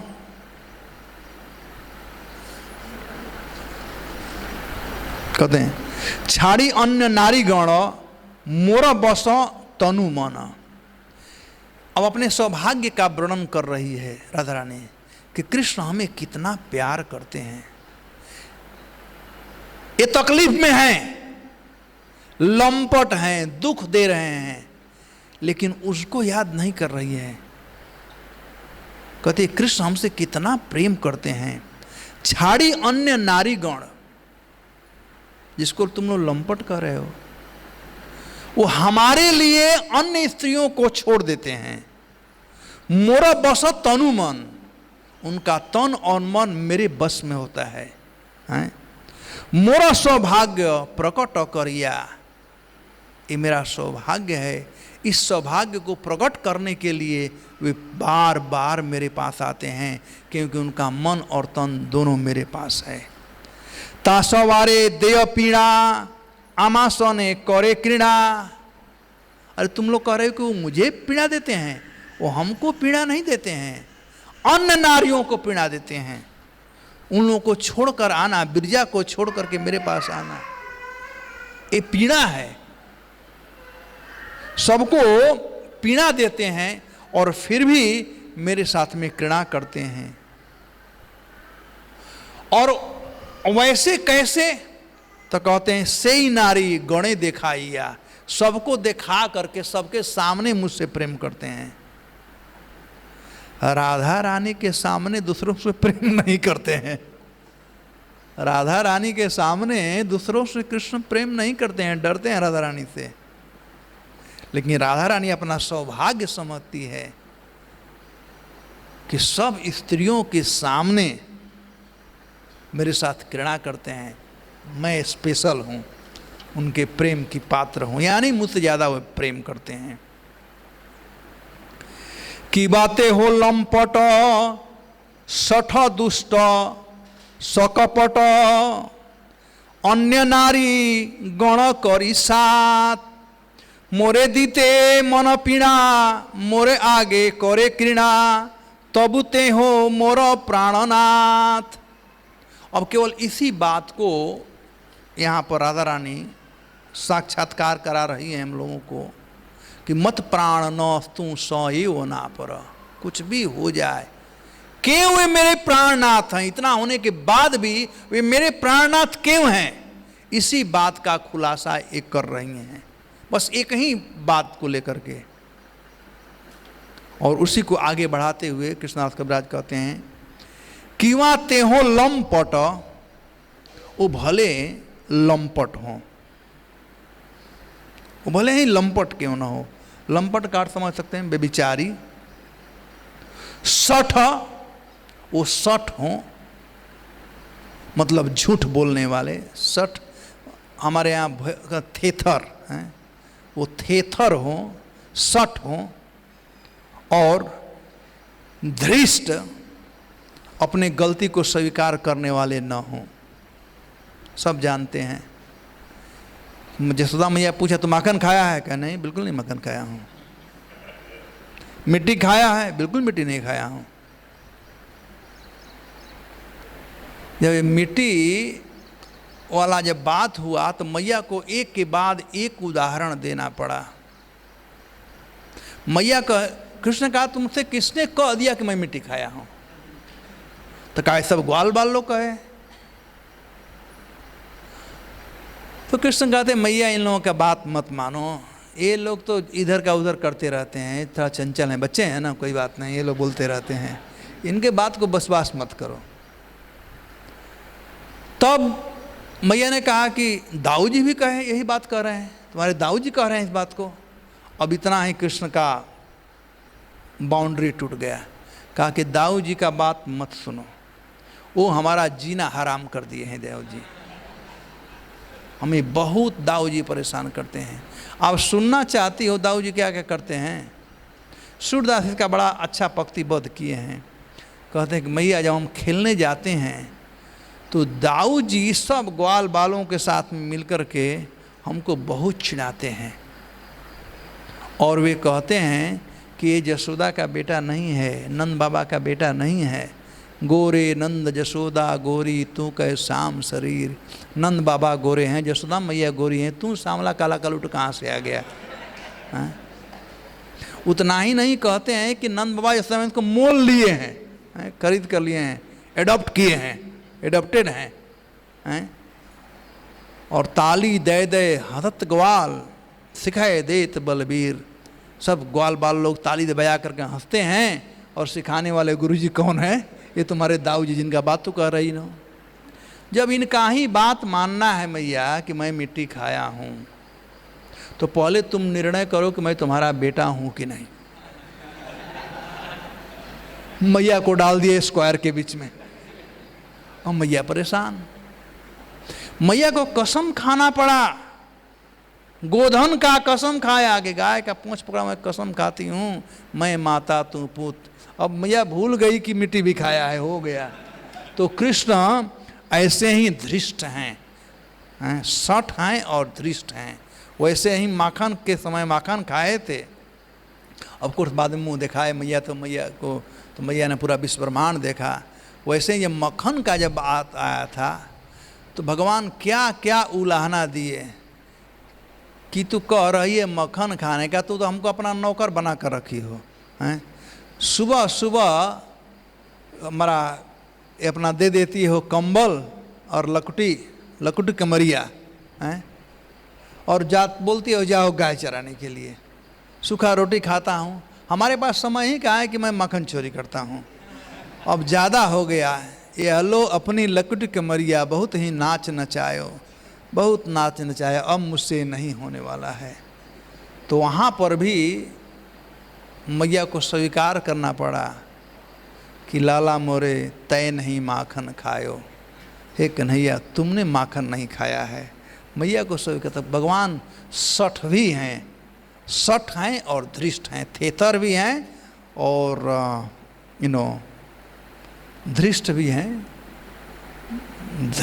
धृष्ट का मतलब जोर जबरदस्ती करने वाला, जैसे धृतराष्ट्र के बेटे धार्तराष्ट्र हुए हैं गीता में ना, धार्तराष्ट्र,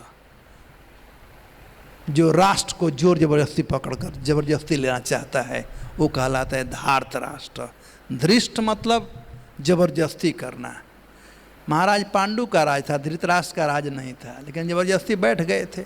अब जो युधिष्ठिर बड़े हो गए थे, राज दे देना चाहिए था उनको, नहीं दे रहे थे, और दुर्योधन हुआ धार्तराष्ट्र, मतलब जो जोर जबरदस्ती।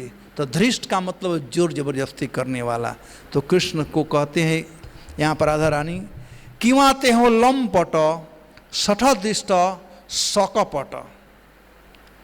सकपट, मैं बताया था उस दिन कपट का अर्थ क्या होता है। पट मतलब दरवाजा, जैसे मंदिर का पट है ना, पट। और क मतलब आनंद, क मतलब ब्रह्मा, क मतलब श्रेष्ठ, जो श्रेष्ठता को छिपा ले, जो आनंद को छिपा ले, जो असलियत को छिपा ले, वह है कपटी। और यहाँ पर सकपट, उन छिपाने वालों में सर्वश्रेष्ठ, कपटियों में सर्वश्रेष्ठ हैं सकपट, कपट के साथ में। अन्य नारी गण साथ, ये सब काम किसके साथ करते हैं? कहते हैं अन्य नारी गण साथ। ये जितना ये व्यवहार है, लंपटता का व्यवहार अन्य नारियों के साथ में, सठता, धृष्टता, कपटता, इसके बिंदु जो हैं, केंद्र बिंदु हैं अन्य नारियां। मोरे दीते मन पीड़ा, मोरे आगे करे कृणा। मुझको पीड़ा देते हैं और आकर के मेरे सामने गिड़गिड़ाते हैं, नाचते हैं। तबुते हो मोर प्राणनाथ। इतना सब के बाद, मत प्राण नास्तु स एव ना पर, इतना सब होने के बाद भी वही मेरे प्राणनाथ हैं। एक तरह से देखा जाए तो भगवान का ये गुणानुवाद राधा रानी कर रही है, और दूसरे तरह से देखा जाए तो भगवान की कमियों को निकाल रही है कि इन सब के बावजूद भी वे मेरे प्राणनाथ हैं। या दूसरे तरफ से देखा जाए, इनमें इतना गुण है कि ऐसे गुण वालों को कोई अपना प्राणनाथ क्यों नहीं मानेगा, क्यों छोड़ेगा उनको? बात है छोड़ने का, क्यों छोड़ेगा इतना गुण वालों को? ये सड़ता भी एक गुण है, ऐसा बात नहीं है, लेकिन अपने लिए नहीं, कृष्ण के लिए। यहाँ परछाई उल्टा है। नागोणी आपन दुख सवे वांछी तार सुख, तार सुख आमार तात्पर। मोरे यदि दिया दुख तार हईल महासुख, से दुख मोर सुखवर। यह है प्रेम की प्रकाष्ठा। श्रीपाद रूप गोस्वामी इसका वर्णन किए हैं अपने काव्य नाटक में, और ऐसे उज्ज्वल नीलमणि में भी वर्णन किया गया है इसका। और राई उन्मादनी एक बंगाली पुस्तक है, उसमें इसका बड़ा वर्णन किया गया है। नागणी आपन दुख सभी वांछित तार सुख। चाहे उद्धव जी आए थे उस समय भी संदेश में मैं कल भी बताया था कि जब श्रीमती राधिका कृष्ण विरह में बड़ी दुखी थी, बहुत दुखी थी, बहुत बार बार मूर्छित हो जाती थी। किसी वस्तु को देखती थी, जैसे बादल को देखती, कृष्ण घनश्याम हैं, बादल को देख करके और बात करने लगती। और जब बादल छिड़ जाते थे तो घनश्याम कहाँ चले गए? अभी तो मैं बात कर, अभी तो मेरे सामने थे, कहाँ चले गए? तो श्रीमती राधिका का प्रेम ऐसा था कि वो देख करके नहीं देखती थी और नहीं देखने पर भी कृष्ण को देखती थी। तो उनका दुख नहीं सहा जाता था, सब लोग प्रयास कर रही थी। तो उसमें से एक गोपी है, उसका नाम है चंपा, चतुरा चंपा। तो वो कही कि मैं जाऊंगी मथुरा और कृष्ण को ढूंढ कर लाऊंगी, घर घर में ढूंढेंगे, जहाँ होंगे वहाँ से लाऊंगी। तो श्रीमती राधिका कही जाओ, जल्दी जाओ। वो जा रही थी तो फिर आ गई। तब राधा रानी ने पूछा कि तू क्यों आ गई? अभी तो तू मथुरा जा रही थी, बड़ा बड़ा डिंग हाँक रही थी कि मैं मथुरा जा रही हूँ, उनको लेकर के आऊँगी, ऐसे नहीं आऊँगी। तो क्यों आ गई? तो कहा नहीं, मैं एक प्रमाण लेने आई हूँ। आपको याद है एक बार आपने मान किया था तो कृष्ण आपको मना रहे थे। राधा रानी का मान कृष्ण को बहुत दुख देता है, और कृष्ण का बांसुरी वादन राधा रानी को बहुत दुख देता है। तो इसीलिए राधा रानी बांसुरी को अपना सौत कहती थी। ये सौत है। और अब जब कृष्ण गए मथुरा तो उस सौत को राधा रानी को देकर गए, बांसुरी को।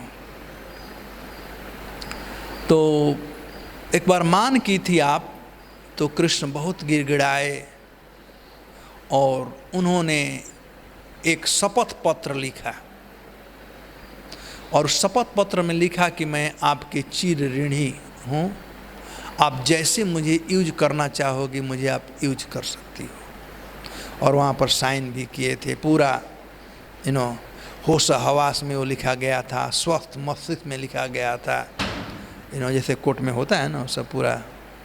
तो कहा कि तुम्हें मालूम है वो हमको पत्रिका दो। तो राधा रानी कहे उसका मतलब क्या, वो क्यों? तो कहा नहीं, पहले मैं जाऊंगी और उनको मैं मनाने का प्रयास करूंगी, कहूंगी आने के लिए।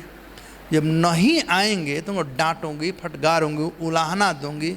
उतना पर भी नहीं आएंगे तो शपथ पत्र दिखाऊंगी और उनका हाथ बांध करके घसीटते हुए मैं आपके चरणों में लेकर के आऊंगी। यदि कोई बीच में रोकता टोकता है तो शपथ पत्र दिखाऊंगी। इनका ये शपथ है। कैदी हैं हमारे श्रीजू के, एक कैदी हैं, मैं इनको घसीट कर अपने जिनके अपराधी हैं उनके चरणों में मैं इनको ले जा रहा हूँ। जब राधा रानी यह बात सुनी तो उनका हृदय विदीर्ण हो गया और विक्षिप्त होकर के राधा रानी कहती, सखी मेरा एक प्रार्थना सुनो, मेरा एक अनुरोध सुनो, कुछ भी हो हमारे श्याम सुंदर से को कुछ उल्टा सुल्टा मत बोलना, कुछ सुनाना मत। अरे सखी तू बांधने का बात कह रही हो, अरे मात्र सुनने से ही कि उनको तुम बांधोगी, तुम लोग घसीट कर लाओगी, ये मात्र सुनने से ही मेरा हृदय विदीर्ण होते जा रहा है। तो राधा रानी कृष्ण के भले पीड़ित हैं, वैसे उद्धव जी को संदेश जब दी तो उद्धव संदेश में उन्होंने कहा कि यदि आपको यहाँ आने से दुख होगा, भले हम दुखित रहें लेकिन आप सुखी रहो। तो वही बात हैं, मोरे दी तो मन पीड़ा, मोरे आगे करे किरणा, तबु मोरे प्राणनाथ। हाँ, नागणी आपन दुख, सभी वांछी तार सुख। मुझ पर जो दुख हो रहा है उसका मैं गणना नहीं कर रही हूँ, उसको मैं नहीं सोचती हूँ। मैं तो भगवान से यही प्रार्थना करती हूँ कि हमेशा वे सुखी रहे। तारे वांछी तारस, मैं कामना करती हूँ, मैं मांगती हूँ, वर मांगती हूँ उनके लिए कि वे हमेशा सुखी रहें। क्यों? कारण क्या है? क्योंकि मुझसे ज़्यादा प्रेम करते हैं, मुझसे ज़्यादा प्रेम करते हैं। मोरे यदि दिया दुख, तारे हैला महासुख, से ही दुख मोरा सुख वर। यदि मुझको दुख दे करके उन्हें सुख हो रहा है तो मैं अपने को सौभाग्यशाली समझ रही हूँ कि मैं उनके सुख का कारण बन रही हूँ, मेरे चलते उनको सुख की प्राप्ति हो रही है। मोरा सुख वर्य है, इससे बड़ा और सुख क्या हो सकता है कि मैं अपने प्रियतम को सुख दे सकती हूँ। भले मुझे दुख हो, मेरे दुख से यदि उनको सुख हो रहा है तो ये सबसे मेरा सौभाग्य है। श्रील भक्ति सिद्धांत सरस्वती ठाकुर कहते हैं कि भक्त अपने खुद के सुख तथा दुख की चिंता नहीं करता, वह तो केवल कृष्ण को सुखी देखना चाहता है और इसी उद्देश्य से वह विविध कार्यों में लगा रहता है। शुद्ध भक्त को सुख की अनुभूति करने का इसके अतिरिक्त अन्य कोई रास्ता नहीं होता। वह यह देखे कि कृष्ण सभी प्रकार से सुखी हैं। यदि कृष्ण उसे पीड़ा पहुंचाकर सुखी बनते हैं तो ऐसा भक्त उस दुख को सबसे बड़े सुख के रूप में स्वीकार करता है। किंतु जो भौतिकवादी है, जो नौसिखुआ है, जो भौतिक संपत्ति पर बहुत गर्व करते हैं और जिन्हें कोई आध्यात्मिक ज्ञान नहीं होता, यथा प्राकृत सहजिए, वे अपने ही सुख को जीवन का लक्ष्य मानते हैं। उनमें से कुछ कृष्ण के सुख में हिस्सा बटाकर स्वयं भोग करने की महती आकांक्षा रखते हैं। यह उन सकाम कर्मियों की मनोवृत्ति है जो कृष्ण की सेवा का प्रदर्शन करके इंद्रिय तृप्ति का आनंद लेना चाहते हैं। हम लोग इसी कैटेगरी में आते हैं। हम लोगों को एक दिन प्रसाद बंद हो जाए, कोरोना वायरस है, मंदिर में पैसा नहीं है, प्रसाद बंद हो जाए तो तहलका मचा देंगे। हमें ये पन्ने जितने हैं, आचार्यों कमेंट्री है, ये हम लोगों के लिए आँख खोलने के लिए है। हम राधा रानी के सुख का वर्णन कर रहे हैं और यहाँ पर देखिए प्रभुपाद जी कहते हैं, हम उन सकाम कर्मियों की मनोवृत्ति हैं जो कृष्ण की सेवा का प्रदर्शन करके इंद्रिय तृप्ति का आनंद लेना चाहते हैं। इसकान ज्वाइन कर करके जो इंद्रिय तृप्ति को, हाँ खाना पीना मिलेगा, मोटर गाड़ी मिलेगा, विदेश जाने का टिकट मिलेगा, पत्नी मिल जाएगी, सब कुछ मिलेगी, ये सब इंद्रिय तृप्ति की कामना है।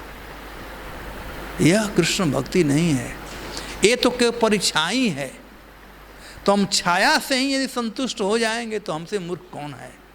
असली जो सुख है वो ऑब्जेक्ट जो है उसको प्राप्त करने से, जो कि राधा रानी यहाँ पर कह रही हैं। आज तो फास्टिंग है ना, कोई तकलीफ नहीं है ना, आगे बढ़ सकते हैं ना।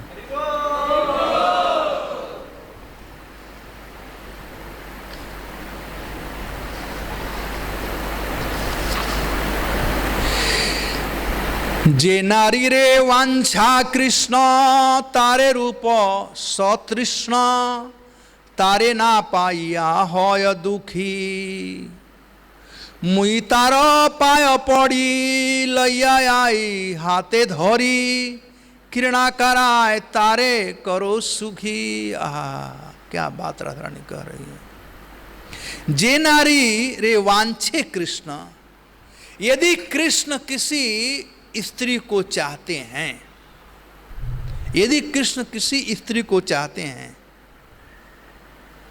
जो जिस स्त्री का रूप, जिसका सौंदर्य उनको अपने तरफ आकृष्ट करता है, जिससे वे तृप्त होते हैं, जिसके सौंदर्य से कृष्ण यदि तृप्त होते हैं,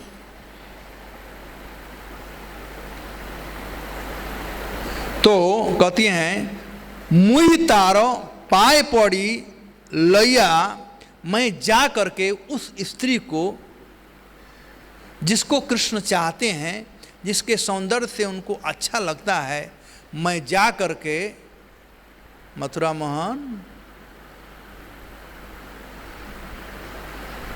ये लोग बहाना बनाकर भागते रहते हैं। मुई तार पाई पड़ी, मैं जाकर के उस स्त्री के पैर पड़ूंगा, पैर पड़ूंगी और उसका हाथ पकड़ करके विनती करके लेकर के आऊंगी और अपने प्रभु कृष्ण को सुखी करूंगी। कोई ऐसी स्त्री है संसार में जो ऐसा कर सकती है? कई एक ऐसे भक्त हुए हैं, ऐसा बात नहीं कि ऐसा बात नहीं हुआ है। एक बार रामानुजाचार्य आए थे अपने एक शिष्य के घर पर। वह शिष्य बहुत गरीब था, उसकी पत्नी अति सुंदरी थी और एक साहूकार था, उसका कुदृष्टि उसके ऊपर था। अब ये सोचे कि करूं क्या, अब गुरुजी आए हुए हैं, तो अपने पति से आज्ञा ली और गुरु सेवा के लिए वह गई और साहूकार से कही कि मुझे हमारे गुरुजी आए हैं और हमारे उनके शिष्य लोग आए हुए हैं, मैं उनको अच्छा प्रसाद ग्रहण कराना चाहती हूँ, मेरे घर में कुछ नहीं है, मैं जानती हूँ आपका क्या इच्छा है, आप कृपा करके हमको वो सब वस्तु दे दीजिए, जब मैं गुरुजी का सेवा कर लूँगी तो मैं स्वेच्छा से आकर के और आपके पास स्वेच्छा से आऊँगी। वो तो कामी था ही, उसने ऐसा कर दिया, सब दे दिया। जब चले गए तो वह जो शिष्य था वो अपने पत्नी को ले करके आया उसके पास या स्वयं आई, जो भी था, तो बाद में इसका हृदय परिवर्तन हो गया। एक वैसे ही और कथा है, मतलब जो सही में प्यार करते हैं वो अपने लिए कुछ नहीं देखते हैं, जिससे प्यार करते हैं उसको सुखी देखना। आई मीन ये कोई ये जो बात है कोई ऑर्डिनरी नहीं बात है। जे नारी रे वांछे कृष्ण, जिस स्त्री को कृष्ण चाहते हैं, तार रूपे सतृष्ण, जिसके रूप से सौंदर्य से कृष्ण आकर्षित हैं, जिसको चाहते हैं, और यदि वो नहीं मिलती है जिसे वो दुखी होते हैं, तो मैं जाऊंगी उसका चरण पकड़ूंगी, उसे विनती करूंगी, अनुनय विनय करूंगी और उसको उसका हाथ पकड़ करके कृष्ण के पास लाऊंगी। क्योंकि कृष्ण की यदि प्रसन्नता उसके साथ क्रीड़ा करने में है तो मैं उनको सुखी देखना चाहती हूँ। कांता कृष्ण करे रोष, कृष्ण पाए संतोष, सुख पाए ताड़न भर्सने, यथा योग्य करे मान कृष्ण ताते सुख पान, छाड़े मान अल्प साधने। कांता कृष्ण करे रोष, कहते हैं यदि कोई गोपी कृष्ण के प्रति गुस्सा करती है और यदि कृष्ण संतुष्ट होते हैं, यदि कोई अन्य स्त्री किसी पति पर गुस्सा करे, पत्नी अपने पति से खूब झगड़ा करती हो, लेकिन दूसरा व्यक्ति कोई उसके पति को कुछ बोल दे तो उसे सहा नहीं जाएगा। एक स्त्री थी, उसका स्वभाव था झगड़ा करना, वो झगड़ा ही करती रहती थी। एक दिन कोई नहीं मिला उसे झगड़ा करने के लिए, तो गोबर पाथ रही थी। गोबर पाथ में समझते हैं ना आप लोग ना, कंडा बना रही थी। वो गोबर पाथ रही थी और अपने पति को खूब गाली दे रही थी, खूब गाली दे रही थी गोबर पाते पाते। तो एक सज्जन व्यक्ति हरिओम हरिप्रिय प्रभु जैसे जा रहे थे रास्ते में और कहे कि माता, आप अपने पति, आपके पति इतने सज्जन हैं, आप उनको गाली क्यों दे रही हो, ऐसा बात क्यों कह रही हो, हैं? वो बेचारे यहाँ पर है भी नहीं, उनके पीठ पीछे गाली दे रही हो, इतने सज्जन व्यक्ति हैं। अब हरिप्रिया का इतना कहना क्या था, उसका स्वभाव झगड़ा करना, कोई मिला नहीं था।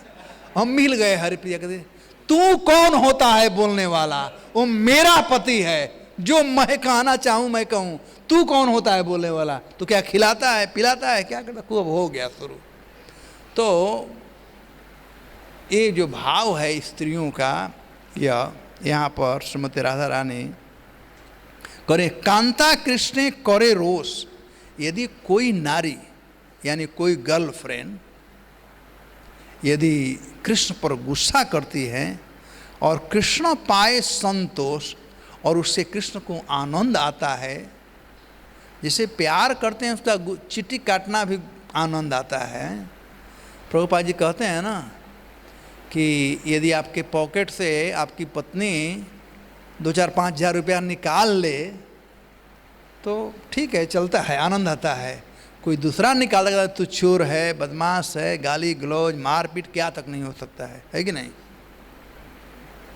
तो ठीक वैसे ही यदि आनंद आ रहा है तो ठीक है। कांता कृष्ण करे रोष, कृष्ण पाए संतोष, सुख पाए ताड़न भर्सन। यहाँ तक कि वह जो कांता है वह गाली देती है, भर्सना करती है, कृष्ण का उलाहना करती है। यथा योग्य करे मान कृष्ण ताते सुख पान। और उसके बाद इतना गाली सुनते हैं कृष्ण, फिर भी वह जो उसे विनती करते हैं, अनुनय विनय करते हैं, यथा योग्य करे मान, उसका सम्मान करते हैं कृष्ण। यथा योग्य करे मान, वो गर्व दिखाती है अपने को, है कृष्ण ताते सुख पान, और उससे भी यदि सुख कृष्ण को मिल रहा है। एक तो पहला रोष का बात हुआ, जब गुस्सा करती है और कृष्ण को संतोष होता है, भर्त्सना करती है इन, और उसके बाद मान भी करती है और कृष्ण को सुख मिलता है। छाड़े मानो अल्प साधने, तो ये सब भी मुझे स्वीकार है। से नारी जिए के न कृष्ण मर्म व्यथा जाने, तबु कृष्ण करे गाढ़ रोष, निज सुखे माने काज पड़ुक्तार सिरेवाज, कृष्ण मात्र चाहिए संतोष। से नारी जिए के न कृष्ण मर्म व्यथा जाने, वो जानती है कि कृष्ण व्यथित है, फिर भी वह कृष्ण को और व्यथित करती है। तबु कृष्ण करे गाढ़ रोष, फिर भी कृष्ण को बहुत गुस्सा करती है। निज सुख माने काज, वह क्यों कर रही है? अपने सुख के लिए। पणु को तारो सिरेवाज, वह केवल अपने सुख की रुचि रखती है। कहते हैं ऐसे स्त्री को धिक्कार है, उन स्त्रियों को जो अपने सुख, निज सुख माने काज, वो समझती हमारे जीवन की सफलता मेरा ही सुख है, पड़ुक तारो सिरेवाज। वैसी धिक्कार है, कृष्ण मात्र चाहिए संतोष, मैं तो केवल चाहती हूँ कृष्ण का संतोष और कुछ नहीं। तो इस प्रकार से तात्पर्य, जो भक्त केवल अपनी ही इंद्रियों से तुष्ट होता है वह निश्चय ही कृष्ण सेवा से पतित हो जाता है। भौतिक सुख से आकृष्ट होने के बाद वह प्राकृत सहजीवों का साथ कर लेता है जो अभक्त माने जाते हैं। यानी तो आप लोग इस अध्याय को पूरा पढ़ लेना, क्योंकि अभिषेक 10:30 करना है, तो रेडी भी होना है अभिषेक के लिए, तो इसलिए मैं यहीं पर कथा का विराम करूंगा। लेकिन आज आप लोग इसको आगे पढ़ लेना। शिक्षाश्रम का अंतिम जो प्रार्थना है वह राधा रानी का कृष्ण के प्रति प्रेम उसमें है। धन्यवाद। हरे कृष्ण। अब प्रश्न उत्तर आज नहीं होगा क्योंकि मुझे जाना पड़ेगा रेडी होने के लिए। हरे कृष्ण। Any question? बोल दीजिए। चलिए एक क्वेश्चन ले लेते हैं, किसी को? हाँ, अनाउंस कर दो। ठीक है, धन्यवाद। हरे कृष्ण।